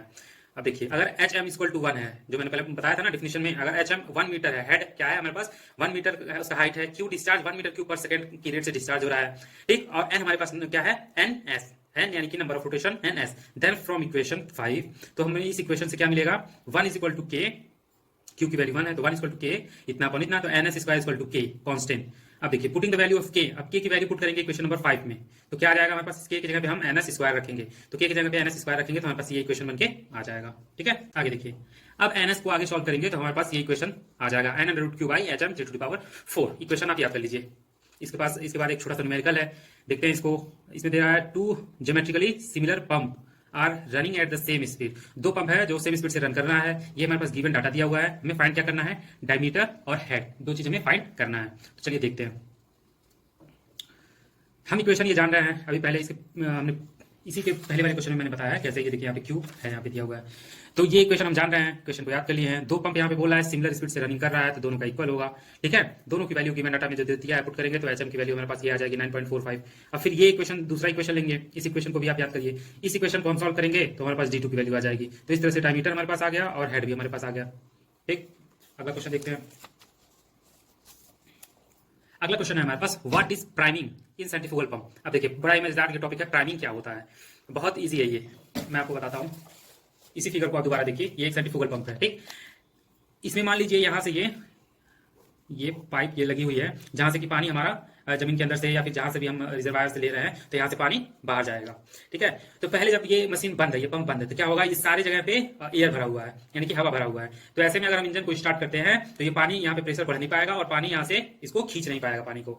तो इसके लिए हम क्या करते हैं, पहले यहाँ पे पानी अप्लाई करते हैं, पानी इसमें भरते हैं, बाहरी सोर्स से हम इसमें पानी भरते हैं, तो यहाँ पे पूरा ये ब्लेड के अंदर इस पूरे केस में पानी यहाँ तक भर जाता है। तो जब पानी यहाँ तक पूरा भर जाता है तो क्या होता है कि एयर इसके अंदर की जो होती है वो बाहर निकल जाती है। तो एयर बाहर निकलने के कारण जब हम इसको स्टार्ट करते हैं, अब हम जब इसको स्टार्ट करेंगे तो प्रेशर को अच्छी तरीके से निकालेगा। ठीक है, तो आज प्रेशर इसमें बढ़िया से बनाएगा, तो यहां से ये जो वाल्व लगा होता है एक तरफ केवल खुलने वाला जो वाल्व लगा रहता है, तो प्रेशर के कारण ये ओपन हो जाता है, ये वाल्व ऐसे ओपन हो जाता है, तो यहां से पानी आने लगता है। तो इसी प्रोसेस के, पानी भरने के प्रोसेस और एयर को निकालने के प्रोसेस को हम क्या कहते हैं, प्राइमिंग कहते हैं। ठीक है, ये आप यहां से पढ़िए, समझ में आ जाएगा, सेम चीज दिया हुआ है। अब इसमें एक बता दिया है सेल्फ प्राइमिंग पंप क्या होता है, तो देखिए इसी फिगर में आप देखिए, ऐसा होता है, एक होता है जिसमें हमें बाहर से अपने सोर्स लगा करके पानी को भरना पड़ता है, और एक होता है सेल्फ पंपिंग का होता है। ठीक, क्या होता है, इसका नाम है सेल्फ प्राइमिंग। इसमें क्या होता है कि हमें पानी को लगाना नहीं पड़ता है, पानी को भरना नहीं पड़ता है। इससे ये मतलब सेल्फ दो तरीके का सेल्फ प्राइमिंग होता है। एक तो हम यहाँ पे क्या लगा देते हैं, एक वैक्यूम क्रिएटर लगा देते हैं, जो क्या करता है, यहाँ पे वैक्यूम क्रिएट करता है। ठीक है, वैक्यूम क्रिएट करेगा जिसकी वजह से इसके अंदर का सारा एयर निकल जाएगा और पानी यहाँ पे आ जाएगी। दूसरा क्या होता है कि यहाँ से हम एक लगा देते हैं, इस पे एक पाइप लगा देते हैं जो कि डायरेक्ट कनेक्ट कर देते हैं रिजर्वायर से। ठीक है, रिजर्वायर से कनेक्ट कर देते हैं, और यहाँ पे क्या होता है, एक छोटा सा पंप या फिर वॉल्व क्या लगा देते हैं। ठीक, इसमें क्या होता है कि जब इसको स्टार्ट करना रहता है तो इस वॉल्व को हम ओपन करते हैं, तो यहाँ पे क्या करता है, ये प्रेशर जनरेट करता है और पानी यहाँ से, ये वॉल्व ओपन करता है और पानी यहाँ से इंटर करती है और इसमें पानी भर जाता है, और पानी भर जाता है जब यहाँ पे, तो ये इंजन स्टार्ट हो जाती है, और जैसे इंजन स्टार्ट होगा पानी देना शुरू करेगा, इसको हम बंद कर देते हैं। इस तरह का पंप बेसिकली कहाँ पे यूज किया जाता है, इस तरह का पंप बड़े बड़े रिजर्वायर, बड़ा जो मशीन लगता है उसमें यूज किया जाता है। ठीक है, आगे बढ़ते हैं। अगला क्वेश्चन है, what is net positive suction head, NPSH क्या होता है। एनपीएसएच क्या है, NPSH absolute pressure head at inlet of pump minus vapour pressure head plus velocity head, ये होता है एनपीएसएच। इसका इक्वेशन क्या है, एब्सोल्यूट प्रेशर में माइनस करेंगे वेपर प्रेशर हेड को, और इसमें ऐड करेंगे वेलोसिटी हेड को, ये हमारे पास इक्वेशन बन गया। ठीक है, अब इस इक्वेशन को क्या करेंगे, देखिए P1 by rho G PA by rho ji minus VS square by 2G plus HS plus HF, ये कैसे हो गया है, ये इस तरह से हुआ है कि हमारे पास ये देखिए P1 बाई रो जी ये जो दिया है ना, P1 बाई रो जी की वैल्यू इतनी होती है, इसके पहले डेरिवेशन जो कराया मैंने उसमें ये वैल्यू दिया होगा, आप देख लीजिए। तो P1 बाई रो जी की वैल्यू इतना है, इसमें कह रहा है, but the absolute pressure head at inlet of the pump is given बोल रहा है कि एब्सोल्यूट हेड का वैल्यू जो है इनलेट पे वो गिवन है हमारे पास, यानी इसकी वैल्यू हमें इतना दिया हुआ है। तो क्या करेंगे, आप सब्स्टिट्यूट करेंगे, ये इक्वेशन 2 की वैल्यू जो है इक्वेशन 1 में पुट करेंगे। तो देखिए यहाँ पे P1 बाई रो जी की जगह पे ये पूरा हम यहाँ से यहाँ तक ये पूरा लिखेंगे, उसके बाद से क्या करेंगे, ये बाकी जो वैल्यू बचेगा देखिए PV बाई P रो जी, और ये V की वैल्यू यहाँ पे लिखती है। इसको सॉल्व करेंगे हम तो हमारे पास आ जाएगा NPSH का equation HA minus HV minus HS minus HF S. कैसे आएगा, पहले तो आप इसको सॉल्व करेंगे तो हमारे पास ये आएगा। ठीक, ये आने के बाद से इसमें देखिए क्या क्या वैल्यू होती है, पी ए बाई रो जी को हम एच ए कहते हैं, यानी कि head of A, and PV by रोजी की वैल्यू एच वी कहते हैं। ठीक, तो ये जो वैल्यू है इसके जगह पे हम एच ए और एच वी पुट कर देंगे, तो ये हमारे पास सिंपल सा इक्वेशन एक आ जाएगा। इस इक्वेशन को आप याद कर लीजिए। अगला क्वेश्चन है what is right a short note on cavitation in centrifugal pump. Cavitation क्या होता है? ठीक है, सिंपल सा है। जैसे कि हम कहते हैं ना, कैविटी का नाम सबसे पहले हम कहाँ सुनते हैं? दांतों पे सुनते हैं कि दांतों में कैविटी हो गई है, तो कैविटी का मतलब होता है सड़ना। तो जब पंप लगे होते हैं तो वहां पे पानी जो होता है प्रेशर इंक्रीज होता है, तो या फिर केमिकल रिएक्शंस कई सारे कुछ प्रोसेस होते हैं जिसकी वजह से पाइप जो होता है, ठीक है, पाइप या कोई भी इंस्ट्रूमेंट अंदर की जो होती है उस पर रस्टिंग होने लगती है और वो खराब होने लगता है, वो अपना मटेरियल खोता है, जिसके कारण से वो मटेरियल जो होगा वो खराब हो जाएगा धीरे धीरे, और एक टाइम ऐसा आएगा कि उस मटेरियल में छेद हो जाएगा। ठीक, तो उसी को बोलते हैं हम कैविटेशन। सेंट्रीफ्यूगल पंप में कैविटेशन होता है। अब इसका प्रोसेस कैसे कैसे है ना, इसमें साउंड आता है अलग अलग तरीके का, और इसके डायमीटर को हम कम कर देते हैं, फिर डायमीटर इंक्रीज जब होता है उसके बाद से जो आवाज आती है, तो ये सारा चीज हम किसी और वीडियो में डिस्कस कर लेंगे। फिलहाल हमारा फोकस है कि ये आपका जो एग्जाम है वो क्लियर हो जाए, उसमें आप अच्छा नंबर स्कोर कर पाए। तो ये कैविटेशन का डेफिनेशन आप देखिए, फिर कैविटेशन को सिग्मा से डिनोट करेंगे और इसका इक्वेशन आप याद कर लीजिए। ये वैल्यू क्या क्या होती है यहाँ पे दिया हुआ है। ठीक, बढ़ते हैं हम क्वेश्चन की तरफ।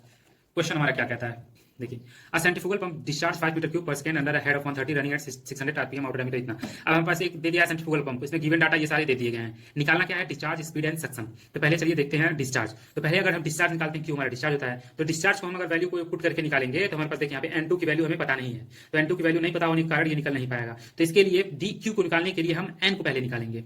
तो N निकालने के लिए हम इस इक्वेशन का यूज करेंगे। इस इक्वेशन में देखिए सारी वैल्यू दी हुई है N की वैल्यू को छोड़ के, तो N2 की वैल्यू अलग कर लेंगे, N1 का वैल्यू हमारे पास दिया हुआ है, सारी वैल्यू को एक तरफ करके पुट करेंगे तो N2 की वैल्यू हमारे पास आ जाएगी। फिर इस N2 की वैल्यू को Q वाले इक्वेशन में हम पुट करेंगे, तो इस इक्वेशन में पुट करते हैं हमारे पास Q की वैल्यू भी आ जाएगी। फिर पॉजिटिव सक्शन अब हम निकालेंगे, तो सिग्मा P यानी पॉजिटिव सक्शन लेफ्ट निकालेंगे हम, तो इस इक्वेशन मेरे पास है। देखिए इस इक्वेशन में हम वैल्यू को पुट करेंगे, वैल्यू को पुट करते ही हमारे पास आ जाएगा 0.051। ओके, अब देखिए for cavitation similarity, cavitation similarity के लिए sigma M equal to sigma P ये होगा। ठीक, कैविटेशन का सिमिलैरिटी जो होती है, तो सिग्मा एम अगर रखते हैं तो हमारे पास क्या हो जाएगा 10.2 माइनस एच एस माइनस 0.35.90। यहाँ पे देखिए एच एस की वैल्यू दी हुई थी 3.2, बट कैविटेशन में हमारे पास एच एस की वैल्यू नहीं दी हुई है। तो क्या करेंगे, कैविटेशन में हमें सक्शन लिफ्ट में हमें निकालना पड़ेगा एच एस, तो एच एस निकालेंगे यहाँ पे, तो हम बाकी सारी वैल्यू देखिए दी हुई है, तो एच एस को अलग कर लेंगे और वैल्यू हमारे पास आ जाएगी 5.26 एम।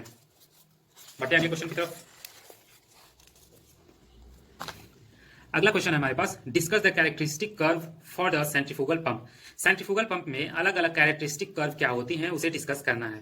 तो मैं आपको फिगर को याद करने का आसान सा तरीका बता देता हूं, आप केवल एक बार अपने मन से बनाइए कॉपी पे, आप देखिए एकदम आप तुरंत बना लेंगे। चलिए पहले हम करेंगे क्या, डिस्चार्ज और स्पीड यानी Q और N का हम एक्सिस खींचेंगे। ठीक, एक्सिस खींच लिए। अब याद रखिए कि ये फिगर हम बना किसका रहे हैं, मेन कैरेक्टरिस्टिक कर्व, नाम याद करिए मेन कैरेक्टरिस्टिक कर्व। ठीक, अब इसमें हम क्या करेंगे, एक लाइन सीधी खींचेंगे, हम एक स्ट्रेट लाइन खींचेंगे जो कि हो जाएगा हमारे पास Q। फिर दूसरी लाइन को ऊपर की तरफ मोड़ते हुए खींचेंगे, उसका नाम हो जाएगा हमारे पास H। ठीक, एक तीसरी लाइन खींचेंगे जो कि इसके ऊपर से भी कर्व जाएगा, उसको हम बोलेंगे P। ठीक, तो 3 हमें लाइन खींचना है, एक लाइन सीधी खींचनी है और 2 लाइन कर्व खींचनी है। ये बात आप याद रखिए। एक सबसे नीचे वाले को बोलेंगे Q यानी डिस्चार्ज, उसके ऊपर वाले को H हेड, उसके ऊपर वाले को P। ठीक, और P is directly proportional to N cube है, H डायरेक्टली प्रोपोर्शनल है N स्क्वायर के, और Q डायरेक्टली प्रोपोर्शनल है N के। देखिए पहले N इसके पे पावर 1 है, फिर N पे पावर 2, फिर N पे पावर 3। तो इस तरह से आप इसको रिलेट करके याद कर सकते हैं। अब आप ये एग्जाम में अगर ये क्वेश्चन आएगा तो इस फिगर को आप भूलेंगे नहीं, आप एकदम बना लेंगे। अगला फिगर की तरफ देखते हैं। अगला फिगर में क्या बनाना है, ऑपरेटिंग कैरेक्टरिस्टिक कर्व हमें ड्रॉ करना है, ऑपरेटिंग कैरेक्टरिस्टिक कर्व। चलिए देखते हैं। अब हमारे पास ये फिगर है, इस फिगर को हम देखते हैं। पहले क्या करेंगे, H और Q का डायग्राम एक्सिस ड्रॉ करेंगे, H और Q। H means head, Q means discharge. ठीक, अब देखिए इसमें H पे हम 3 पॉइंट लेंगे, 3 पॉइंट, 2 पॉइंट पास पास, 1 पॉइंट सबसे ऊपर। पहले पॉइंट से हम कर्व बनाते हुए इसको नीचे की तरफ, Q पे नीचे की तरफ कर्व बनाएंगे। दूसरे पॉइंट पे थोड़ा कम ही कर्व बनाएंगे, इसके ऊपर से ही बनाएंगे, थोड़ा कम कर्व बनाएंगे। तीसरे पॉइंट पे ऊपर से नीचे की तरफ हम कर्व बनाएंगे। तो देखिए सबसे ऊपर से जो नीचे की तरफ कर्व लाएंगे उसको हेड कहेंगे, सबसे नीचे जो रहेगा उसे आउटपुट पावर कहेंगे, और जो बीच में रहेगा उसे हम इनपुट पावर कहेंगे। ठीक, अब क्या करेंगे, हम ऐसा एक कर्व ड्रॉ करेंगे जो तीनों लाइन को काटती हो। तो पहला वाला जो लाइन था उस पे कुछ दूरी चलने पर एक पॉइंट लेकर के वहां से हम एक कर्व बना लेंगे जो कि होगा इफिशियंसी को रिप्रेजेंट करेगा। ठीक है, अगले फिगर की तरफ पढ़ते हैं। अगला फिगर है कांस्टेंट इफिशियंसी कर्व्स और muscle curve. Constant efficiency curve को और क्या बोलते हैं, मसल कर्व भी बोलते हैं। ये देखिए ये फिगर आपको डिफिकल्ट लग रहा होगा, बट ये डिफिकल्ट है नहीं। इसमें क्या करेंगे, पहले तो हम दो एक्सिस बनाएंगे, एक Q और HM का एक्सिस बना लिए, और दूसरा एक्सिस बनाएंगे इफिशियंसी और Q का। ध्यान देने वाली बात यह है कि दोनों को हम एक लाइन में और एक साइज में बनाएंगे। अब क्या करेंगे, नीचे वाले पॉइंट पे एक डिस्टेंस ले लीजिए, ठीक है, क्यू से इफिशियंसी पर एक थोड़ा सा डिस्टेंस ऊपर ले लीजिए, उस पर एक लाइन खींच लीजिए। लाइन खींचने के बाद से ये देखिए, आप क्या करिए, 4 फिंगर्स को बाहर निकालिए, ठीक, 4 फिंगर कंसीडर करिए। 4 फिंगर को क्या करेंगे हम, इस लाइन पे देखिए, ये लाइन है ना, तो इस पे आप एज्यूम करिए इस 4 फिंगर को हम रख रहे हैं और ऐसे घुमा दे रहे हैं गोल, ठीक, 4 फिंगर को रख करके हम इस पे गोल घुमा दे रहे हैं। आप जब एक बार प्रैक्टिस करेंगे ना 4 फिंगर को ऐसे लेकर के और फिर इसको गोल घुमा के जब रखेंगे तो आपको समझ में आ जाएगा।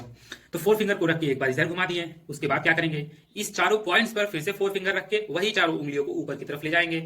फिर अगले वाले पे भी, इस पे भी 4 उंगलियों को रखेंगे और ये पॉइंट पे ही रखना है, इतना बात आप याद रखिएगा, जहां जहां पे कट हो रहा है वहां पे रखेंगे और ऊपर की तरफ चढ़ा देंगे। अब इस फिगर में क्या करेंगे, इसमें भी 4 फिंगर का काम है। इसमें देखिए ऊपर की तरफ से 4 फिंगर लीजिए और ऊपर की तरफ से आप इसको नीचे ऐसे ड्रॉ करिए। ध्यान रखने वाली बात यह है कि जब ऊपर आप करेंगे तो आपकी उंगलियां खुली हो और जैसे जैसे नीचे लाएंगे तो आपकी उंगली बंद हो जाए। इससे क्या होगा कि ये देखिए, ये डिस्टेंस बड़ा है और इसको हम कम ला रहे हैं तो ये डिस्टेंस पतला होते जा रहा है, ठीक है, तो ये फायदा होगा। अब इस पे जो लाइन ये ऊपर जा रही है, जो पॉइंट क्रॉस कर रही है उस पर हम टच करा देंगे। ये तो बताने वाली चीज नहीं है, एकदम सिंपल, आप समझ जाएंगे। सारे पॉइंट को टच करा दिए। अब देखिए, अब जो पॉइंट टच हो रहा है उस पॉइंट को हम एक कर्व बना देंगे। कर्व बनाने के बाद से उसके अंदर 3 और छोटा छोटा कर्व बना देंगे, 1 2 3, यानी कि इसमें भी 4 उंगली का काम है। देखिए 4 उंगली यहां से लेकर के ऐसे घुमाए हैं, ठीक, और जो वैल्यू है आप ये पढ़ लीजिए, 0.4 0.5 0.6 0.8 0.8 0.6 0.5 D, A B C D, N4 N3 N2 N1, ठीक, ये सारी चीजें आप याद कर लीजिए। अब आप ये फिगर एग्जाम में अगर आपको आएगा तो आप ये जरूर करके आएंगे, आप भूलेंगे नहीं, ये इसका मैं गारंटी देता हूं। बढ़ते हैं अगले क्वेश्चन की तरफ। अगला क्वेश्चन हमारे पास है, define and classify the reciprocating pump. Reciprocating pump क्या होता है, सिंपल से एक एग्जांपल में बताता हूं कि पंप क्या होता है। पहले आप ये समझिए, पंप होता क्या है, जो मैकेनिकल एनर्जी को प्रेशर एनर्जी में कन्वर्ट कर दे उसे हम पंप कहते हैं। यानी कि नीचे पानी अगर है, ऐसा मशीन जो कि प्रेशर को इंक्रीज कर दे, प्रेशर बढ़ाए, ठीक, मैकेनिकल एनर्जी को प्रेशर एनर्जी में कन्वर्ट कर दे, उसे हम पंप कहते हैं। अब इसमें क्या है, ऐसा पंप जो केवल रेसिप्रोकेटिव मोशन करे, जैसे ये पिस्टन है, इसमें एक ये सिलेंडर है, सिलेंडर पिस्टन है, ये केवल रेसिप्रोकेटिव मोशन करता है ना, आगे पीछे जाता है केवल, तो यही रेसिप्रोकेटिव मोशन है। ऐसा पंप जो केवल रेसिप्रोकेटिव मोशन करे उसे हम रेसिप्रोकेटिव पंप कहेंगे। यहाँ पे देख लीजिए, mechanical energy converted to pressure energy by mean of reciprocative motion of a piston into a cylinder, then pump is known as reciprocative motion. जो पंप रेसिप्रोकेटिव मोशन करेगा सिलेंडर के अंदर उसे रेसिप्रोकेटिव मोशन कहेंगे। आगे बढ़ते हैं, क्लासिफिकेशन इसका क्या है, कैसे क्लासिफाई करेंगे, according to water being in contact with piston, single acting pump, double acting pump, ये आप याद ही कर लीजिए, ये इसको समझाने की जरूरत नहीं है, इसको याद करना ही पड़ेगा आपको।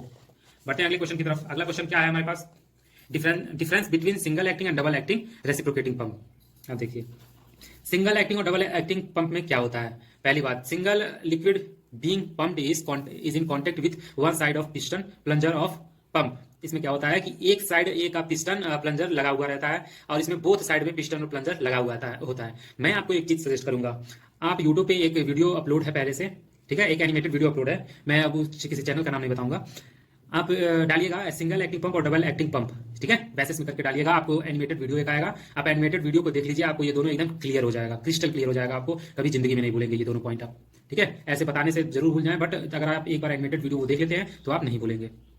देखते हैं, इसमें डिस्चार्ज कम होता है, इसमें डिस्चार्ज ज्यादा होता है। It has only 1 delivery stock, it has 2 delivery stock, ठीक है, वर्क बाय इतना, ये सारी चीजें हैं, याद कर लीजिए और एनिमेटेड वीडियो देख लीजिए। अगला क्वेश्चन मैं डिस्कस कर रहा हूं, with the help of NEET sketch explain the construction and working principle of reciprocating pump. Reciprocating pump को अब हमें डिस्कस करना है, चलिए देखते हैं, पहले इसके कंस्ट्रक्शन को जानते हैं।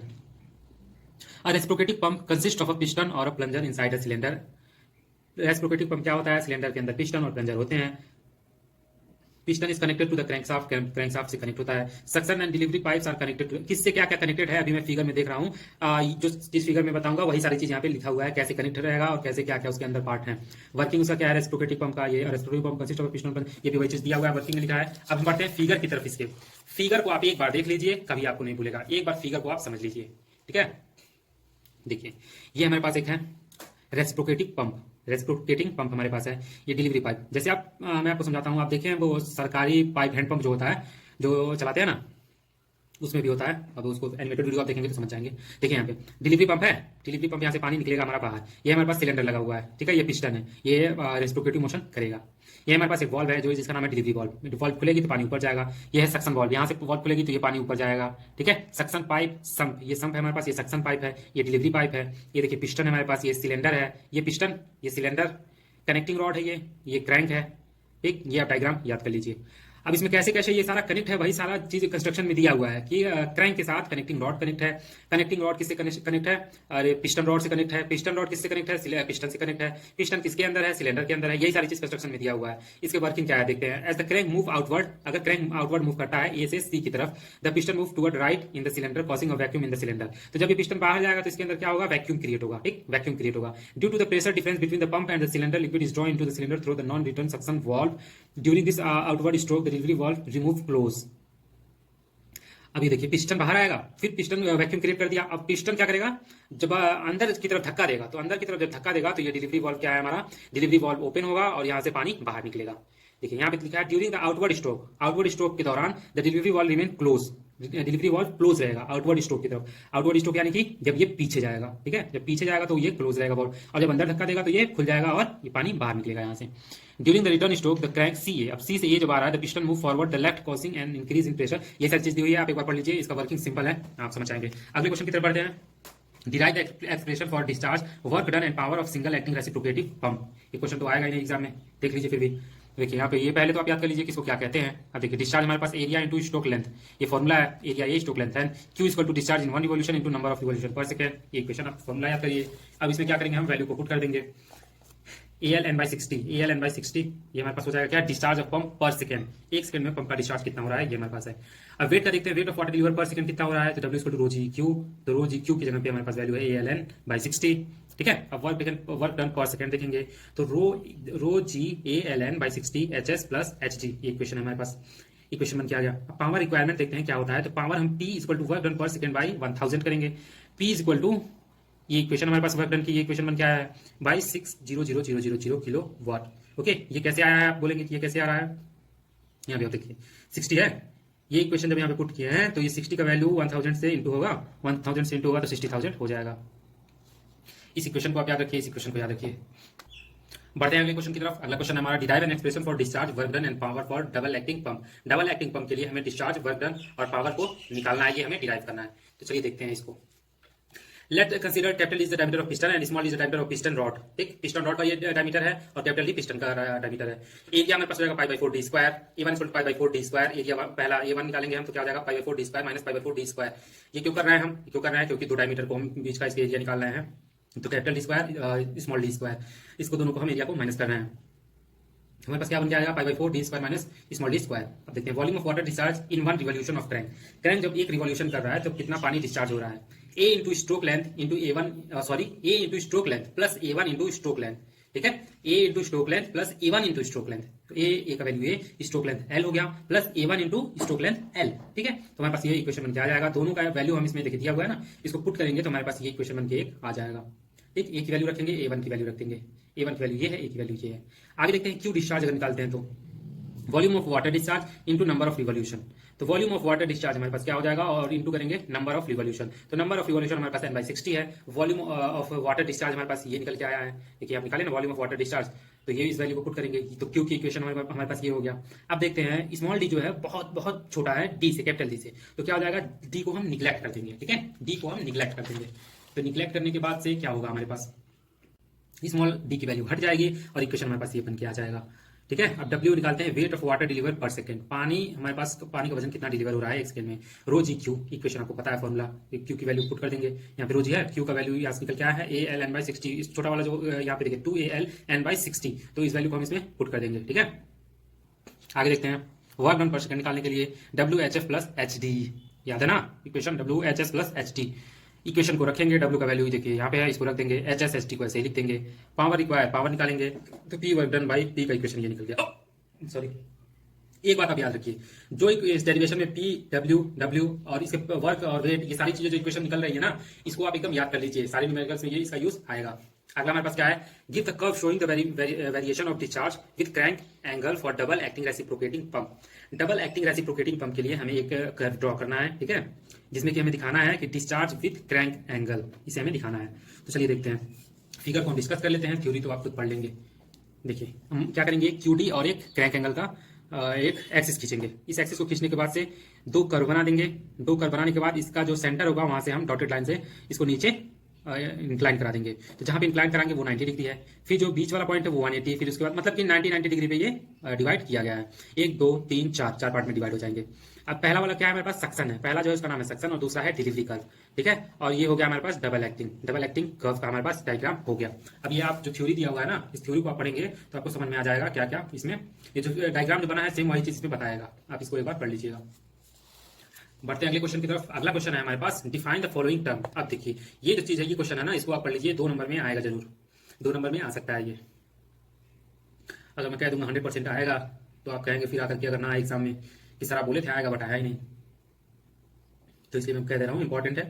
चलिए देखिए अगला question, coefficient of discharge slip of pump and negative slip, ये चीज हमें पता करनी है। तो कोफिशिएंट ऑफ डिस्चार्ज को हम रिप्रेजेंट करते हैं सीडी से। It is defined as the ratio of actual discharge to the theoretical discharge. Actual discharge और थ्योरेटिकल डिस्चार्ज का ये रेशियो है। तो देखिए CD equal to Q actual, A C T इसका मतलब एक्चुअल, क्यू टी एच इसका मतलब थ्योरेटिकल। तो Q actual by Q theoretical ये हमारे पास है इसका इक्वेशन। किससे रिप्रेजेंट करते हैं और इसका इक्वेशन आप याद कर लीजिए। स्लिप ऑफ पंप, इसको ये किसका क्या रेशियो या फिर क्या है, it is defined as the difference between the theoretical discharge and actual discharge. अब देखिए जो थ्योरेटिकल डिस्चार्ज है उसमें से क्या करेंगे, एक्चुअल डिस्चार्ज माइनस कर देंगे, तो उसे हम कहेंगे स्लिप ऑफ पंप, ठीक। Slip mostly expressed as percentage slip which is given as. आगे बढ़ते हैं, देखिए परसेंटेज स्लिप, यहाँ पे कहा है ना, इस क्वेश्चन में कहा है ना कि slip is mostly expressed as percentage slip, slip को ज्यादातर परसेंटेज स्लिप कहते हैं। तो परसेंटेज स्लिप हो जाएगा हमारे पास Q theoretical minus Q actual by Q theoretical into 100, ठीक है। उसके बाद से 1 minus Q actual by Q theoretical, इसको अलग अलग करके डिवाइड कर देंगे तो क्यू थ्योरेटिकल कट जाएगा, 1 आ जाएगा, फिर Q actual by Q theoretical बच गया, लिख दिए इंटू 100 कर दिए। तो 1 माइनस CD, ये हमें पता है CD होता है, अभी देखें जस्ट पीछे देखें, CD लिख दिए इंटू 100 लिख दिए। नेगेटिव स्लिप क्या होता है, if actual discharge of pump is more than the theoretical discharge, जब एक्चुअल डिस्चार्ज होगा वो ज्यादा होगा थ्योरेटिकल डिस्चार्ज से, ठीक है, तो नेगेटिव साइन लगा देंगे। The slip will be negative which is known as negative slip, तो नेगेटिव साइन लगा देंगे तो इसे बोलते हैं नेगेटिव स्लिप। बढ़ते हैं अगले क्वेश्चन की तरफ। अगला क्वेश्चन है हमारे पास, a single acting reciprocative pump running at 50 RPM, delivery इतना। तो देखिए कह रहा है कि एक सिलेंडर एक्टिंग रेसिप्रोकेटिंग पंप है हमारे पास जो कि 50 RPM से रन कर रहा है। तो इसमें गिवन डाटा ये सारी चीजें दी हुई हैं और निकालना क्या है आपको, आप निकालिए 2 2 4 पॉइंट आपको निकालना है। एक लाइन का है सारा ये क्वेश्चन, कैसे चलिए देखते हैं। एरिया पाई/4 डी स्क्वायर, पाई/4 डी का स्क्वायर का वैल्यू पुट करेंगे ये आ जाएगा। Theoretical discharge Q T H का वैल्यू हमें इक्वेशन पता है, इक्वेशन में वैल्यू पुट करेंगे ये भी निकल जाएगा। CD का हमें इक्वेशन पता है, वैल्यू पुट करेंगे निकल जाएगा। परसेंटेज स्लिप अभी जस्ट यहीं ऊपर ही देख रहे हैं, ये हमारे पास इक्वेशन है, इक्वेशन देखिए, इक्वेशन में क्या करेंगे, वैल्यू को पुट करेंगे, देखिए यहाँ पे वैल्यू को पुट कर दिए, हमारे पास परसेंटेज स्लिप भी निकल गया। पावर रिक्वायरमेंट इसका इक्वेशन पता है, इक्वेशन में वैल्यू पुट करेंगे निकल गया, हमारे पास आंसर आ गया, ठीक है। तो ऐसे ही आप करते जाएंगे, एक एक आपको सारा निकल आते जाएगा। बढ़ते हैं अगले क्वेश्चन की तरफ। अगला क्वेश्चन जो है वो रिफर कर दिया है क्वेश्चन नंबर 5.26, यानी कि यही पहला क्वेश्चन यही जो आपका है, ठीक है। इसी की तरह ये भी है, आप सब करिएगा एक बार। What do you understand by an indicator diagram. Indicator diagram क्या होता है, एक्सप्लेन आइडियल इंडिकेटर डायग्राम। देखिए देखते हैं indicator diagram. It is defined as the graph between the pressure head in the cylinder and distance travel by piston from inner dead centre for 1 complete revolution of crank. Indicator diagram तो सबसे पहले समझते हैं, ये एक curve diagram है, ठीक है, जिसे जो कैसे डिफाइन करता है, it is defined as the graph between, ये ग्राफ है जिसे किसके किसके बीच का ग्राफ बता रहा है ये, pressure head in the cylinder, cylinder के अंदर जो प्रेशर होता है वो pressure head, and distance travel by piston, और पिस्टन कितना दूरी तय कर रहा है वो, इन दोनों के बीच का जो चीज होगा उसे क्या करेगा, ये इंडिकेटर डायग्राम रिप्रेजेंट करेगा। From inner dead centre for 1 complete revolution, एक कंप्लीट रिवॉल्यूशन होने के बाद, ठीक है। आगे लिखा है in reciprocating pump maximum distance travel by piston in is stroke length. कह रहा है कि रेसिप्रोकेटिंग पंप में मैक्सिमम डिस्टेंस ट्रेवल करता है, जो maximum distance travel by piston is stroke length, तो उसे हम स्ट्रोक लेंथ कहते हैं, जो मैक्सिमम डिस्टेंस ट्रेवल करता है। पिस्टन जो मैक्सिमम डिस्टेंस ट्रेवल करता है ना, उसी को क्या बोलते हैं, स्ट्रोक लेंथ भी बोलते हैं। So indicator diagram is a graph between pressure head and stroke length. तो इस तरीके से हमारा क्या हो गया, इंडिकेटर डायग्राम ग्राफ हो गया, किसके किसके बीच का, pressure head and stroke length के बीच का ये ग्राफ हो गया। अब चलिए इस ग्राफ को हम डिस्कस कर लेते हैं। देखिए प्रेशर हेड और स्ट्रोक लेंथ एक्सिस खींच लेंगे हम, इसके बीच में हम ग्राफ ड्रॉ करेंगे। एक ट्रायंगल बना रहे हैं, ए बी सी डी एक ट्रायंगल लिए, और इस ट्रायंगल को बनाने से पहले हम एक लाइन खींचेंगे, यहाँ से एक सेंटर लाइन खींचेंगे। सेंटर लाइन खींच करके इसके बाद इसके ऊपर एक बॉक्स बनाएंगे, A B C and D, A B C D draw कर दिए। अब देखिए यहाँ पे एंगल थीटा क्या है 180 डिग्री, यहाँ पे एंगल थीटा क्या है 90 डिग्री, ठीक है। यहाँ पे एंगल थीटा की वैल्यू दी हुई है 0 डिग्री, और ये सेंटर से टॉप तक का जो डिस्टेंस है उसे एच टी कहेंगे, और सेंटर से बॉटम तक का जो डिस्टेंस है उसे क्या कहेंगे हम 10.3 mm एच एस कहेंगे उसे, ठीक है। सॉरी बॉटम तक नहीं, ये जो इतना डिस्टेंस जो बच रहा है उस डिस्टेंस को एचएस कहेंगे और इतना डिस्टेंस 10.3 होगा। ठीक है, सक्शन स्ट्रोक हमारा इस डायरेक्शन में होगा, स्ट्रोक लेंथ ये तो पूरा दिया ही हुआ है, और एकदम बॉटम लाइन से पॉइंट ई तक हमारा जो डिस्टेंस है वो HATM है। ठीक है, यानी कि हेड एटमॉस्फेरिक। ठीक, ये डायग्राम हो गया हमारे पास। अब देखते हैं, ये देखिए HATM दिया है एटमॉस्फेरिक प्रेशर, L जो है लेंथ ऑफ स्ट्रोक है, HS जो है सक्शन हेड है, HD है डिलीवरी हेड। ठीक है, और ये देखिए ये 3 पॉइंट दिया हुआ है, पढ़ लीजिए, इसी के बारे में बताएगा कि क्या क्या चीज है। अगला क्वेश्चन है हमारे पास, prove that work done by the pump is proportional to the area of indicator diagram. Okay, कह रहा है कि प्रूव करिए work done by pump is proportional to, pump में जो वर्क हो रहा है, वर्क डन हो रहा है वो प्रोपोर्शनल है किसके, एरिया ऑफ इंडिकेटर डायग्राम के। ठीक है, ये कह रहा है what do you know about slip both positive and negative in a reciprocating pump. चलिए देखते हैं इस क्वेश्चन को। देखिए प्रूफ कर रहा है सबसे पहले, तो प्रूफ करते हुए ये कह रहा है कि from the indicator diagram, indicator diagram में क्वेश्चन नंबर रेफर करा 5.28.1 28.1, ये फिगर कहाँ पे है, रिफर फिगर 5.28.1। ये देखिए इसके पहले वाला जो ये ब्लॉक डायग्राम है इसी को रिप्रेजेंट कर रहा है कि इस फिगर में देखिए एरिया हमारे पास A B into B C equal to A B into B F plus F C होगा। कैसे, यहाँ पे आप देखिए इस फिगर में देखिए कितना बोला है, A B, area A B into B C is equal to A B plus sorry A B into B F plus F C. सही तो है, ठीक है, B F into F C same ही चीज होगा एरिया। तो क्या हो जाएगा, ए बी एल दिया है और बाकी की वैल्यू हमारे पास क्या है, H S plus H D, B F की वैल्यू एच और एफ सी का वैल्यू एच डी है। इस फिगर को आप देखेंगे ना तो आपको समझ में आ जाएगा। वर्क डन हमारे पास निकाला जा रहा है रेसिप्रोकेटिंग पंप का, तो डब्ल्यू हमारे पास ये इक्वेशन बन के आया है, इक्वेशन हमें याद है ये। इक्वेशन में रखेंगे K L H S plus H D. ठीक है, W is directly proportional to L, W जो है वो डायरेक्टली प्रोपोर्शनल है L H S plus H D के। तो के अगर हम कांस्टेंट हटाते हैं तो प्रोपोर्शनल हो जाएगा सीधे। तो के इक्वल टू देखिए यहाँ पे दिया है रो जी ए एन बाई 60 कांस्टेंट है, ये क्वेश्चन में दिया है। ठीक है, तो ये होता है, तो इसी की वजह से ये क्वेश्चन हमारे पास बन के आएगा। अब आगे देखते हैं, work done by pump is directly proportional to area of indicator diagram, हमारे पास प्रूफ हो गया।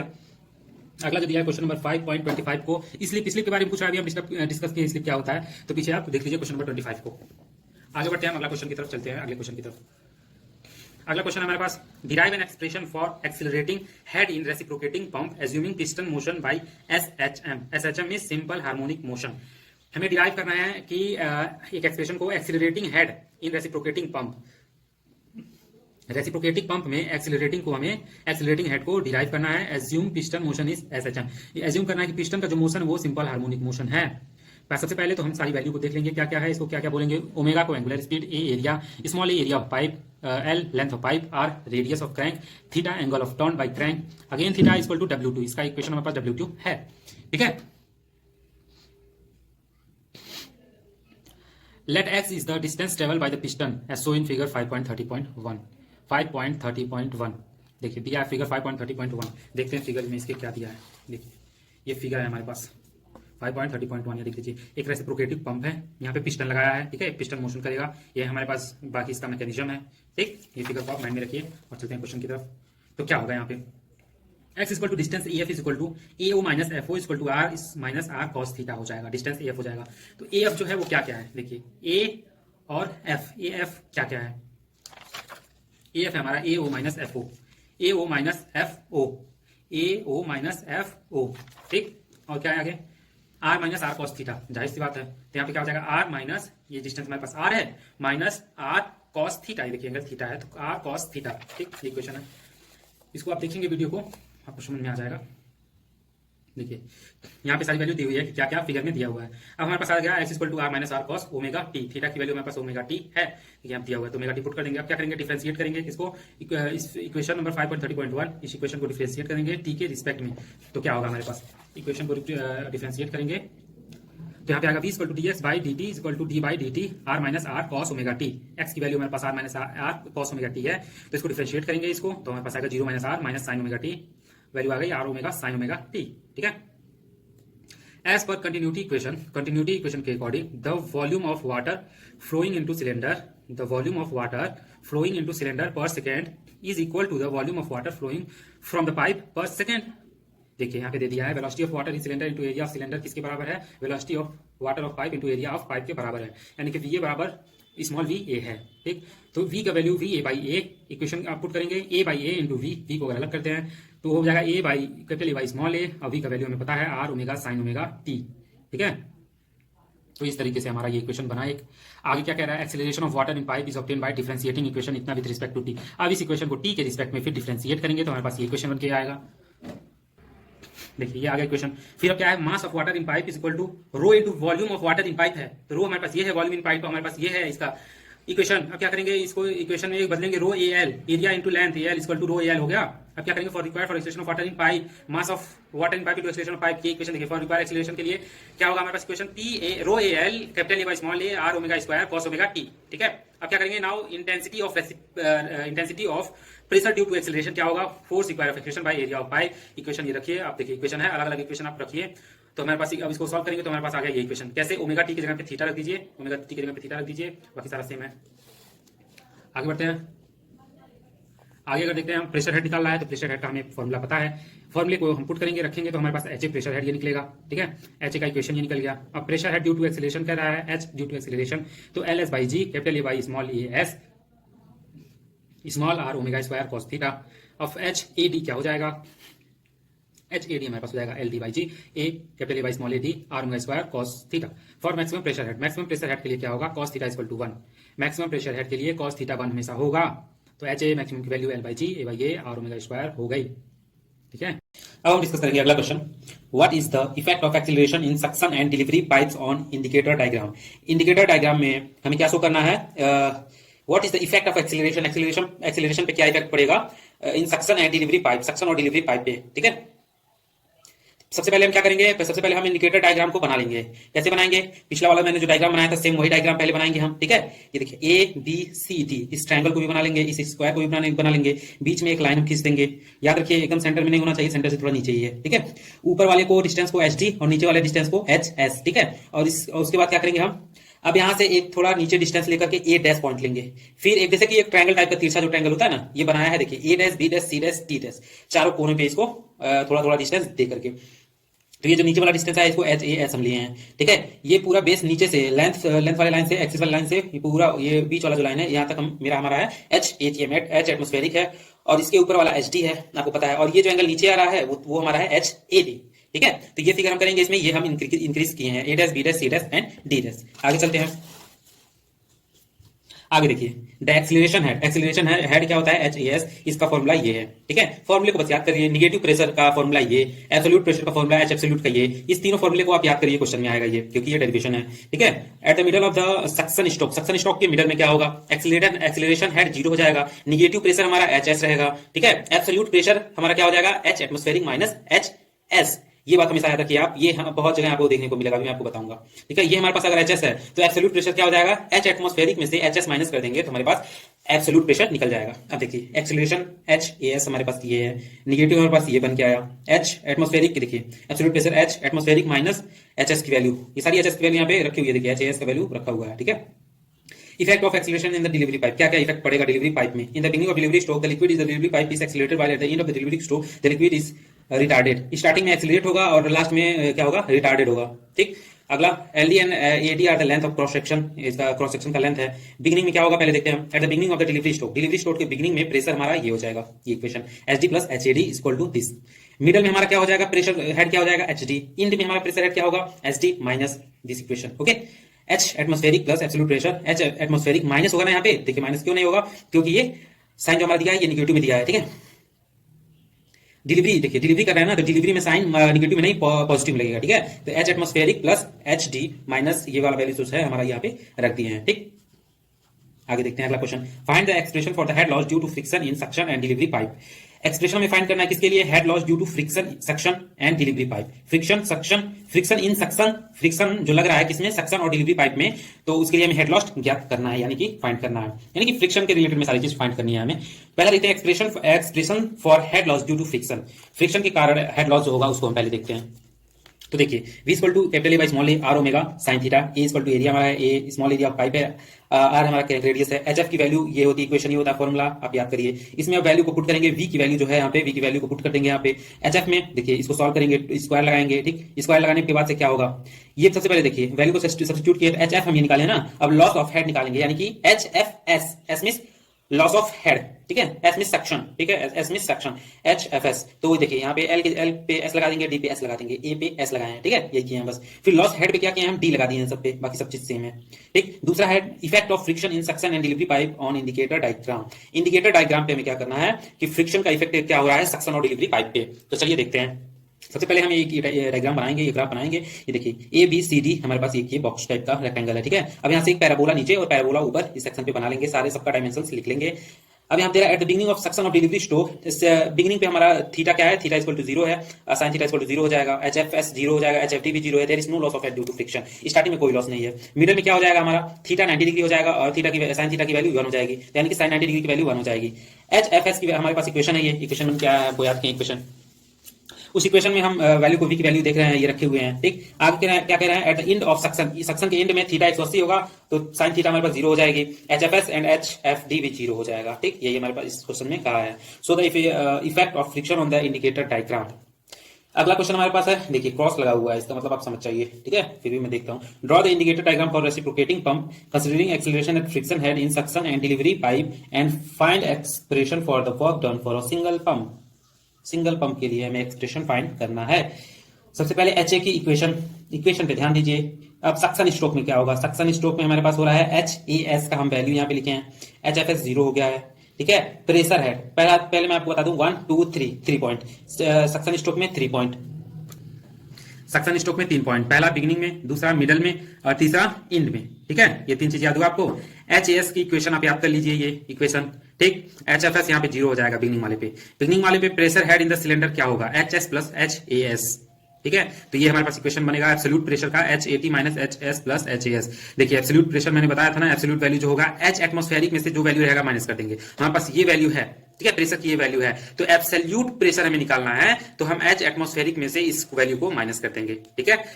सेम प्रोसेस हम करेंगे मिडल वाले में, मिडल सक्शन स्ट्रोक में थीटा 90 डिग्री है, H A S equal to 0 हो जाएगा, एच एफ एस हमारे पास ये इक्वेशन बन के आएगा, इसका स्क्वायर, ठीक है। अब प्रेशर हेड देखते हैं सिलेंडर पे, H S plus H F S below atmospheric head, तो H atmospheric minus H S plus H F S.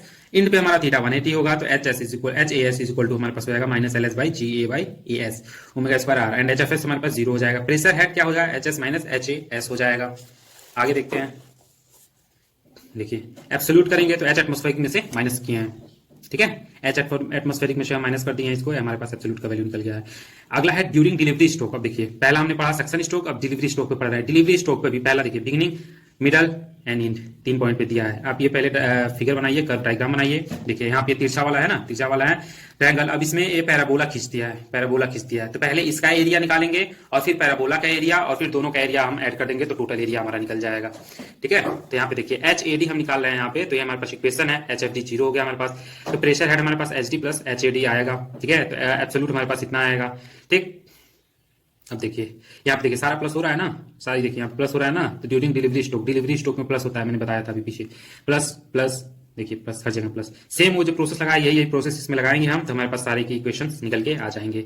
अगला देखते हैं expression for the work done for a single acting pump. Single acting pump के लिए work done हम देखते हैं अगर क्या होता है। तो यहाँ पहले आप देख लीजिए, A dash H B dash, A dash H B dash, C dash J T dash, ठीक है। ये हमारे पास ये हमको दे रहा है इसका एरिया हो जाएगा इतना, ठीक। एरिया ऑफ पैराबोला, पैराबोला का area A G B dash, इसका एरिया देख रहा है ये हो जाएगा हमारे पास, ठीक है।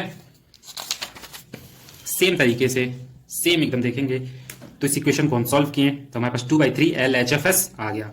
अब सिमिलरली अगले वाले पैराबोला के लिए ऊपर वाला जो पैराबोला था हम उसको वैल्यू को पुट करेंगे तो हमारे पास 2/3 एल एच एफ डी आ जाएगा। एरिया ऑफ इंडिकेटर डायग्राम क्या हो जाएगा, जो सारे दो पैरेलल का पैराबोला का, जो नीचे पैराबोला बना है और ऊपर बना है, उस दोनों का एरिया और जो हम कर्व वाला ट्रायंगल का निकाले हैं उसका एरिया मिला देंगे, तीनों का मिला देंगे तो हमारे पास देखिए इस ट्रायंगल का और दो पैराबोला का, तो हमारे पास टोटल एरिया निकल जाएगा इंडिकेटर का, ठीक। तो ये हमारे पास निकल गया। अब वर्क डन हम कह रहे हैं कि प्रोपोर्शनल है एरिया ऑफ इंडिकेटर डायग्राम के, ये हम कह रहे हैं। तो जब उसके प्रोपोर्शनल है तो उसको हम इक्वल करने के लिए कांस्टेंट के लगा देंगे, के कांस्टेंट लगा दिए, तो वर्क डन हमारे पास क्या निकल के आ गया, WALN/60। हाँ, और ये जो वैल्यू यहाँ पे है इस वैल्यू को हम लिखे ही हैं। ये वैल्यू कहां से आया है, ये वैल्यू आया है के से, के की वैल्यू WAN/60 होता है, तो ये हम लिखते हैं। आगे बढ़ते हैं अगले क्वेश्चन की तरफ। What is the maximum speed of reciprocating pump during suction stroke and delivery stroke, suction stroke और डिलीवरी स्ट्रोक के द्वारा मैक्सिमम स्पीड क्या होगा। तो ये तो कभी आपको डेरिवेट करने के लिए आएगा नहीं, ठीक है। तो जो मैक्सिमम स्पीड होगा उस इक्वेशन को आप याद कर लीजिए। देखिए H separation equal to H atmospheric minus ये value and H absolute equal to H atmospheric minus HS minus H separation, ठीक है। तो HAS की वैल्यू हमारे पास ये इक्वेशन आ गया, द वैल्यू ऑफ HS ये हमारे पास आया। तो अब दोनों इक्वेशन को इक्वेट करेंगे तो क्या आएगा हमारे पास, दोनों इक्वेशन को इक्वेट करने पे हमारे पास आएगा ये वैल्यू, ठीक है, ये वैल्यू आ गया। This equation will give maximum value of omega during suction stroke without separation, बिना सेपरेशन के ये हमारे पास मैक्सिमम जो स्पीड होगा, मैक्सिमम वैल्यू जो होगी, सॉरी स्पीड मैंने बोल दिया, मैक्सिमम वैल्यू ये इक्वेशन देगा। और maximum speed during delivery stroke, ये तो मैक्सिमम स्पीड हो गया किसके लिए, सक्शन स्ट्रोक के लिए। और maximum stroke during delivery stroke के लिए क्या होगा हमारे पास, ये देखिए H atmospheric plus HD minus HAD, H separation equal to this, HAD equal to this, ठीक है। तो इसको हम सॉल्व करेंगे, HAD हम लगाएंगे, but pressure head due to acceleration at the end of delivery stroke is given as, ये हमारे पास गिवन दिया है, प्रेशर हेड क्या है एक्सेलरेशन पे। अब हम क्या करेंगे, 4 और 3 ये दोनों इक्वेशन को इक्वेट करेंगे तो हमारे पास एक इक्वेशन बन के आएगा जो कि होगा maximum speed during delivery stroke. Okay, अगले क्वेश्चन की तरफ बढ़ते हैं। अगला क्वेश्चन हमारे पास 35, अ single acting reciprocating pump of 12 centimetre है। एक सिंगल एक्टिंग रेसिप्रोकेटिंग पंप है जिसके गिवन डाटा ये हमारे पास दिए हुए हैं, निकालना है maximum speed of the pump. चलिए बढ़ते हैं इसके सॉल्यूशन की तरफ। H सेपरेशन हमारे पास P सेपरेशन बाय रो जी होता है, पता है। वैल्यू को पुट करेंगे, G को एज्यूम करेंगे 10, यहाँ देखिए 9.81 मत रखिएगा, यहाँ पे एज्यूम कर लीजिए 10, ठीक है, 10 एज्यूम कर लीजिए। यहाँ पे 9.81 भी अगर करते हैं आप तो एग्जाम में आपको एग्जामिनर गलत नहीं करेगा, ठीक है। 10 एज्यूम कर लिए, वैल्यू को पुट किए तो हमारे पास आ गया 8 बिलो एटमॉस्फेरिक टेम्परेचर आ गया ये, ठीक है। अब एब्सोल्यूट टेम्परेचर निकालेंगे तो H ATM में से 8 माइनस कर देंगे तो एब्सोल्यूट निकल जाएगा। तो देखिए 10.3 थी H एटमॉस्फेरिक क्वेश्चन में गिवन है, आप देखिए पीछे जाके, तो एब्सोल्यूट हमारे पास निकल गया। फिर क्या करेंगे, maximum speed during suction stroke, देखिए पिछले वाला जो इक्वेशन था ना, जस्ट पिछले वाला, उसी का इक्वेशन देखिए पूरा पुट किए हैं, वैल्यू को पुट किए, हमारे पास आ गया क्या आ गया, ओमेगा की वैल्यू 2.92 आ गई, ठीक, ओमेगा की वैल्यू 2.92 आ गई। अब हम क्या करेंगे, 2πn/60 इज इक्वल टू इतना, ओमेगा का ये मान लीजिए एक इक्वेशन, ठीक। अब क्या किया हम, अब इसमें हमको n नहीं पता है, n नहीं पता है, तो अब n के वैल्यू को निकालने के लिए n किनारे करेंगे, बाकी सबको एक तरफ करेंगे तो n का वैल्यू निकल जाएगा। ओमेगा का देखिए यहाँ पे इक्वेशन दिया हुआ है 2πn/60 है। मैक्सिमम स्पीड के लिए सेम देखिए, मैक्सिमम स्पीड वाला इक्वेशन रखेंगे, वैल्यू पुट करेंगे तो ओमेगा की वैल्यू आएगी, फिर ओमेगा की वैल्यू, ओमेगा का इक्वेशन लिखेंगे तो ओमेगा से n का वैल्यू हमें निकल जाएगा, ठीक है। बहुत ईजी क्वेश्चन है। अगले क्वेश्चन की तरफ बढ़ते हैं। अगला क्वेश्चन है, अ single acting reciprocating pump running eight 60 RPM, एक सिंगल एक्टिंग रेसिप्रोकेटिंग पंप है जो 60 RPM से रोटेट कर रहा है, ठीक है। ये हमारे पास गिवन डाटा इतना दिया है, निकालना है हमें eight the beginning of suction stroke, क्या हेड, प्रेशर हेड बिगिनिंग में, प्रेशर हेड मिडल में, प्रेशर हेड एंड में। अब देखिए जो पीछे हमने पढ़ा है ना डेरिवेशन प्रूफ जो पूछ रहा था, वो सारा इक्वेशन का यूज यहाँ पे आएगा। Angular speed omega equal to, हमारे पास ये इक्वेशन होता है, पता है, वैल्यू को पुट के 6.28 रेड पर सेकंड आ गया, रेडी पर second. The pressure head due to acceleration in suction pipe के लिए एक्सीलरेशन हेड इक्वेशन ये हमारे पास है। बस कुछ नहीं करना है, इक्वेशन में वैल्यू को पुट करना है, जो वैल्यू आएगी वो हमारे पास आंसर दे जाएगी। अब क्या करना है, the loss of head due to friction in suction pipe में हेड लॉस क्या है, ठीक है, फ्रिक्शन के कारण ये इक्वेशन है, इक्वेशन में वैल्यू को पुट किए 0.22 आ गया। इक्वेशन मस्ट है, इक्वेशन याद है तो सब याद है। यहाँ पे एक चीज देख लीजिए, small r equal to L/2 ले रहा है, ठीक है। यहाँ पे स्मॉल r, ये जो है स्मॉल r ना, इसको क्या किया है, कैपिटल L/2 यहाँ पे ले लिया है, तो आप कंफ्यूज मत होइएगा। आगे देखिए, at the beginning of suction stroke theta equal to 0, beginning में सक्शन स्ट्रोक में थीटा 0 है। अब प्रेशर हेड आपका है HS plus 2.4 cos 0 degree plus 0.22 sine square theta, value आ जाएगी 5.4 m। मिडल में क्या आ जाएगी, थीटा इक्वल टू 90, मिडल में थीटा का वैल्यू 90 होता है, ठीक है। तो मिडल में 90 होता है तो प्रेशर हेड क्या आ जाएगा, वैल्यू को सारी को पुट करेंगे 3.22 वैल्यू आ जाएगी। इंड पे हमारा क्या है 180 डिग्री है, तो 180 डिग्री उसके बाद से प्रेशर हेड का फॉर्मुला अप्लाई करेंगे, उसमें सारी वैल्यू पुट करेंगे, आ जाएगा 0.6 m, ठीक है। Since initial pressure head is less than length of suction pipe, so cavitation can takes place। अब क्या देखेंगे हम, कह रहा है ये जो पूछ रहा था वो ये बता दिया है कि इनिशियल प्रेशर हेड क्या है, कम है, less than length of suction pipe से। अगले क्वेश्चन की तरफ बढ़ते हैं। अगला क्वेश्चन है हमारे पास, एयर वेसल क्या है, what is air vessel, describe the function of air vessel with the help of NEET sketch. Sketch के द्वारा हमें समझाइए क्या है एयर वेसल। पहले मैं आपको बता दूं, एयर वेसल ये डिफिनेशन है, आप डिफिनेशन पढ़िए, ठीक है। ये फंक्शन है, इसके फंक्शन को ये जो दिया हुआ है थ्योरी, ये आप पढ़िए, मैं एक्सप्लेन करके बता देता हूं इसको कि कैसे क्या है, और जो एक्सप्लेन मैं करूंगा वही सारी चीजें उसमें लिखी होंगी नीचे। देखिए हमारे पास क्या है, ये एक पंप है, ठीक है, ये एक पंप। अब यहाँ पे देखिए ये पिस्टन लगा हुआ है, ये हमारे पास देखिए पिस्टन रॉड है, ये पिस्टन लगा हुआ है हमारे पास, ये कनेक्टिंग रॉड है। जब हम यहाँ से बाहर ये सक करता है, जब पिस्टन बाहर की तरफ जाएगा तो इसमें से पानी ऊपर आएगा, और जब ये प्रेस करेगा तो ये ऊपर वाली वॉल्व खुलेगी और पानी हमारे पास बाहर की तरफ जाएगा। अब क्या होता है ऐसा, कभी कभी ऐसा कंडीशन होता है कि नीचे वाला जो ये पानी का प्रेशर होता है किसी कारणवश कम हो जाता है, तो ये काम सही से नहीं करता है, पानी नहीं आता है। कभी कभार देखा होगा आपने हैंडपंप चलाने पे पानी नहीं आता है, ठीक।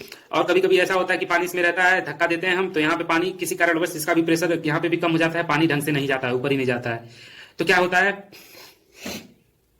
होता है, vessel, air vessel, 2 air vessel लगते हैं, एक स्टार्टिंग में और एक नीचे की तरफ, एक ऊपर की तरफ, यानी कि एक डिलीवरी पाइप पे और एक सक्शन पाइप पे, ठीक है। तो ये डिलीवरी पाइप है, ये सक्शन पाइप है। यहाँ पे देखिए ये एयर वेसल लगा हुआ है, इसमें एयर भरे होंगे। अब यहाँ से जब पानी ऊपर आएगा तो ये पानी इसमें सक होगा, ठीक, इसमें पानी जाएगा, लेकिन इसमें जो एयर है वो एयर कंप्रेस हो जाएगी, यानी कि दबेगी, पूरी तरह से खत्म होगी नहीं, निकल पाएगी नहीं, ठीक है। तो ये देखिए कुछ एरिया तक रुक जाएगा, वहीं तक पानी जाएगा, उसके ऊपर पानी नहीं जाएगा। तो यहाँ तक हमारे पास पानी हो गया और ये इसके ऊपर एयर हो गया, इससे इसके ऊपर नहीं बढ़ेगा ये। अब क्या होगा, जब किसी कारणवश इस सक्शन पाइप में हमारा प्रेशर कम हो जाएगा और पानी इधर नहीं जा पाएगा, तो ये एयर वेसल क्या करेगा, यहां से एयर जो कंप्रेस है वो पानी को दबाएगा और पानी यहां से ऊपर की तरफ इसको देगा, सक्शन पाइप को, तो पानी इसमें आ जाएगी, ठीक है, इस वाले एरिया में। और यही काम होता है हमारा डिलीवरी पाइप में भी। जब किसी कारणवश यहाँ पे पानी का प्रेशर कम होता है, पानी नहीं जाता है, या फिर नीचे यहाँ पे ऊपर से डालने पे कुछ कमी रह जाती है, तो ये एयर वेसल क्या होता है, ये एयर वेसल यहाँ से एयर कंप्रेस करता है और पानी इसमें से बाहर की तरफ धक्का देता है, तो पानी का सप्लाई जो पूरा हो जाता है, इसको पानी की सप्लाई की पूर्ति कर देता है। ये एक तरह से रिजर्वायर की तरफ समझ लीजिए, जैसे बिजली को स्टोर करके रखते हैं, पानी को स्टोर करके रखते हैं, सेम वही चीज है, ठीक है। तो आप एयर वेसल्स, इसके फंक्शन पढ़ लीजिए थ्योरी में। ये एडवांटेजेस के हैं, it gives continuous supply liquid at a uniform rate, pump run at high speed, power required to derive the pump is reduced, okay, ये सारे इसके एडवांटेज है। अगले क्वेश्चन की तरफ बढ़ते हैं। So that the work shaped in overcoming friction in the pipeline by fitting air vessel is 84.8%, ठीक है, 84.8% हमारा दिया है एयर वेसल का for a single acting reciprocating pump. चलिए देखते हैं। Work done against friction without air vessel, बिना एयर वेसल के हमारा वर्क डन क्या होगा वो निकालते हैं। तो loss of head due to friction के कारण लॉस ऑफ हेड, एचएफ हमारा ये है, हमको पता है, वी का वैल्यू ये हम पुट किए हैं, इसका स्क्वायर, तो एचएफ की वैल्यू ये होती है, हम याद किए हुए हैं, ये क्वेश्चन याद किए हुए हैं, ठीक। अब variation of HF with theta is parabolic, so indicator diagram for loss of head due to friction in pipe will be parabolic, ठीक है, parabolic कह रहा है। the work done by pump against friction friction के against work done जो हुआ है stroke per stroke is equal to the area of indicator, किसके इक्वल है, एरिया ऑफ इंडिकेटर के, ठीक है, due to friction. Work done by pump per stroke against friction, W1 क्या होगा, एरिया ऑफ पैराबोला होगा। तो एरिया ऑफ पैराबोला हमारे पास क्या है, 2/3 इंटू बेस इंटू हाइट, ठीक है। पैराबोला का जो एरिया है वो हमारे पास 2/3 इंटू बेस इंटू हाइट है। आगे देखते हैं, आगे अगर देखेंगे तो इसको 2/3L बेस इंटू हाइट करेंगे, तो ये देखिए यहाँ पे हम क्या किए हैं, एच एफ की value at theta equal to 90, H F की वैल्यू अगर हम थीटा 90 डिग्री कंसीडर करते हैं तो क्या हमारे पास हो जाएगी वैल्यू, ये हो जाएगी एच एफ की वैल्यू। तो इस एच एफ की वैल्यू को हम यहाँ पे पुट कर दिए हैं, ठीक, यहाँ पे पुट कर दिए, हमारे पास एक इक्वेशन मिल गया। अब क्या है, work done against friction with air vessel, air vessel के साथ क्या वर्क डन होगा, when air vessel is fitted V bar is equal to A omega R by a small a pi, okay. ये question याद करिए आप air vessel के साथ वाला। Loss of head due to friction in is given, loss of head हमारे पास given है, ये इतना गिवन है, देखिए वी की जगह पे वी पे बार स्क्वायर किए हैं, ठीक है। अब वी की जगह पे ये इक्वेशन हम पुट करेंगे, इक्वेशन पुट कर दिए हैं। अब सेम प्रोसेस आगे करेंगे, work done by pump, theta का देखिए इंडिपेंडेंट, थीटा डिग्री इंडिपेंडेंट है, सो इंडिकेटर विल बी रेक्टेंगल। तो हमारे पास क्या होगा, डायग्राम रेक्टेंगल वाला डायग्राम बनेगा, याद रखिए, पैराबोलिक वाली नहीं, रेक्टेंगल वाले डायग्राम को हम ले रहे हैं यहाँ पे, ठीक। Work done W2 area of rectangle, तो W2 हमारे पास एरिया ऑफ रेक्टेंगल हो जाएगा। जब थीटा देखिए यहाँ पे this is independent of theta, theta से इंडिपेंडेंट है, तो डायग्राम हमारा रेक्टेंगल बना है। रेक्टेंगल में क्या हो जाएगा, हमारा एरिया ऑफ रेक्टेंगल का फॉर्मूला ये हो जाएगा, base into height, base into height formula हो गया। तो हमारा बेस क्या है, L है, हाइट हमारे पास क्या है, ये हमारे पास है, ठीक है, रख दिया एच एफ रख दिए। अब क्या किए, दोनों को वैल्यू को ये आपस में मल्टीप्लाई इधर उधर किए, तो हमारे पास ये इक्वेशन बन के आ गया। अब रेशियो W2 बाई W1 का रेशियो करेंगे, तो हम इक्वेशन को पुट करेंगे, 3/2 पाई स्क्वायर आएगा, जिसका वैल्यू आ जाएगा 0.15198। Work shape is given as W1 minus W2 करेंगे तो हमारे पास ये क्वेश्चन आएगी। परसेंटेज निकालेंगे तो W1 minus W2 by W1 करेंगे तो हमारे पास 84.8% आ जाएगा, ठीक है। अगले क्वेश्चन की तरफ बढ़ते हैं, question number 3.9। So that work saved against friction in the delivery pipe of a double acting reciprocating pump by fitting an air vessel is 39। अब वही सेम क्वेश्चन, उसी टाइप का क्वेश्चन है, वो बता रहा है कि एयर वेसल इस का एफिशिएंसी जो यहाँ पे ये वैल्यू दे रहा है 39.20% होगा, इसको प्रूफ करिए, शो कराइए, ठीक है। तो चलिए शो कराते हैं, देखते हैं क्या होता है। W1 का इक्वेशन रखे हैं यहाँ पे, ठीक। अब वी बार क्या है, एयर वेसल है, इसका क्या है, Q by A, discharge by area of pipe, ये इसका इक्वेशन, इसको याद रखिए जरा। क्यू बाई ए हो गया। अब डिस्चार्ज का हमारा वैल्यू होता है 2AL n बाई 60, ठीक है। डिस्चार्ज हो गया, एरिया को हमने लिए ए, वैल्यू को इक्वेट किए, पुट किए, आ गया हमारे पास ये वैल्यू आ गई, ठीक है। अब यहाँ पे क्यू की वैल्यू देख लीजिए क्या है, एन की वैल्यू क्या है, एल की वैल्यू क्या लिया है, यहाँ पे आप यहाँ पे देख सकते हैं। Loss of head due to friction, HF हमारे पास, ये इक्वेशन हमें पता है, इस इक्वेशन में हम वैल्यू को पुट करेंगे, वी की वैल्यू पुट करेंगे तो ये हो जाएगी। W2 निकालेंगे, अब लॉस्ट अगेंस्ट फ्रिक्शन पर स्ट्रोक, W2 निकालेंगे, सेम प्रोसेस अप्लाई करेंगे, एरिया ऑफ रेक्टेंगल का करेंगे, यहाँ पे एरिया पैराबोला था, एरिया ऑफ रेक्टेंगल करेंगे।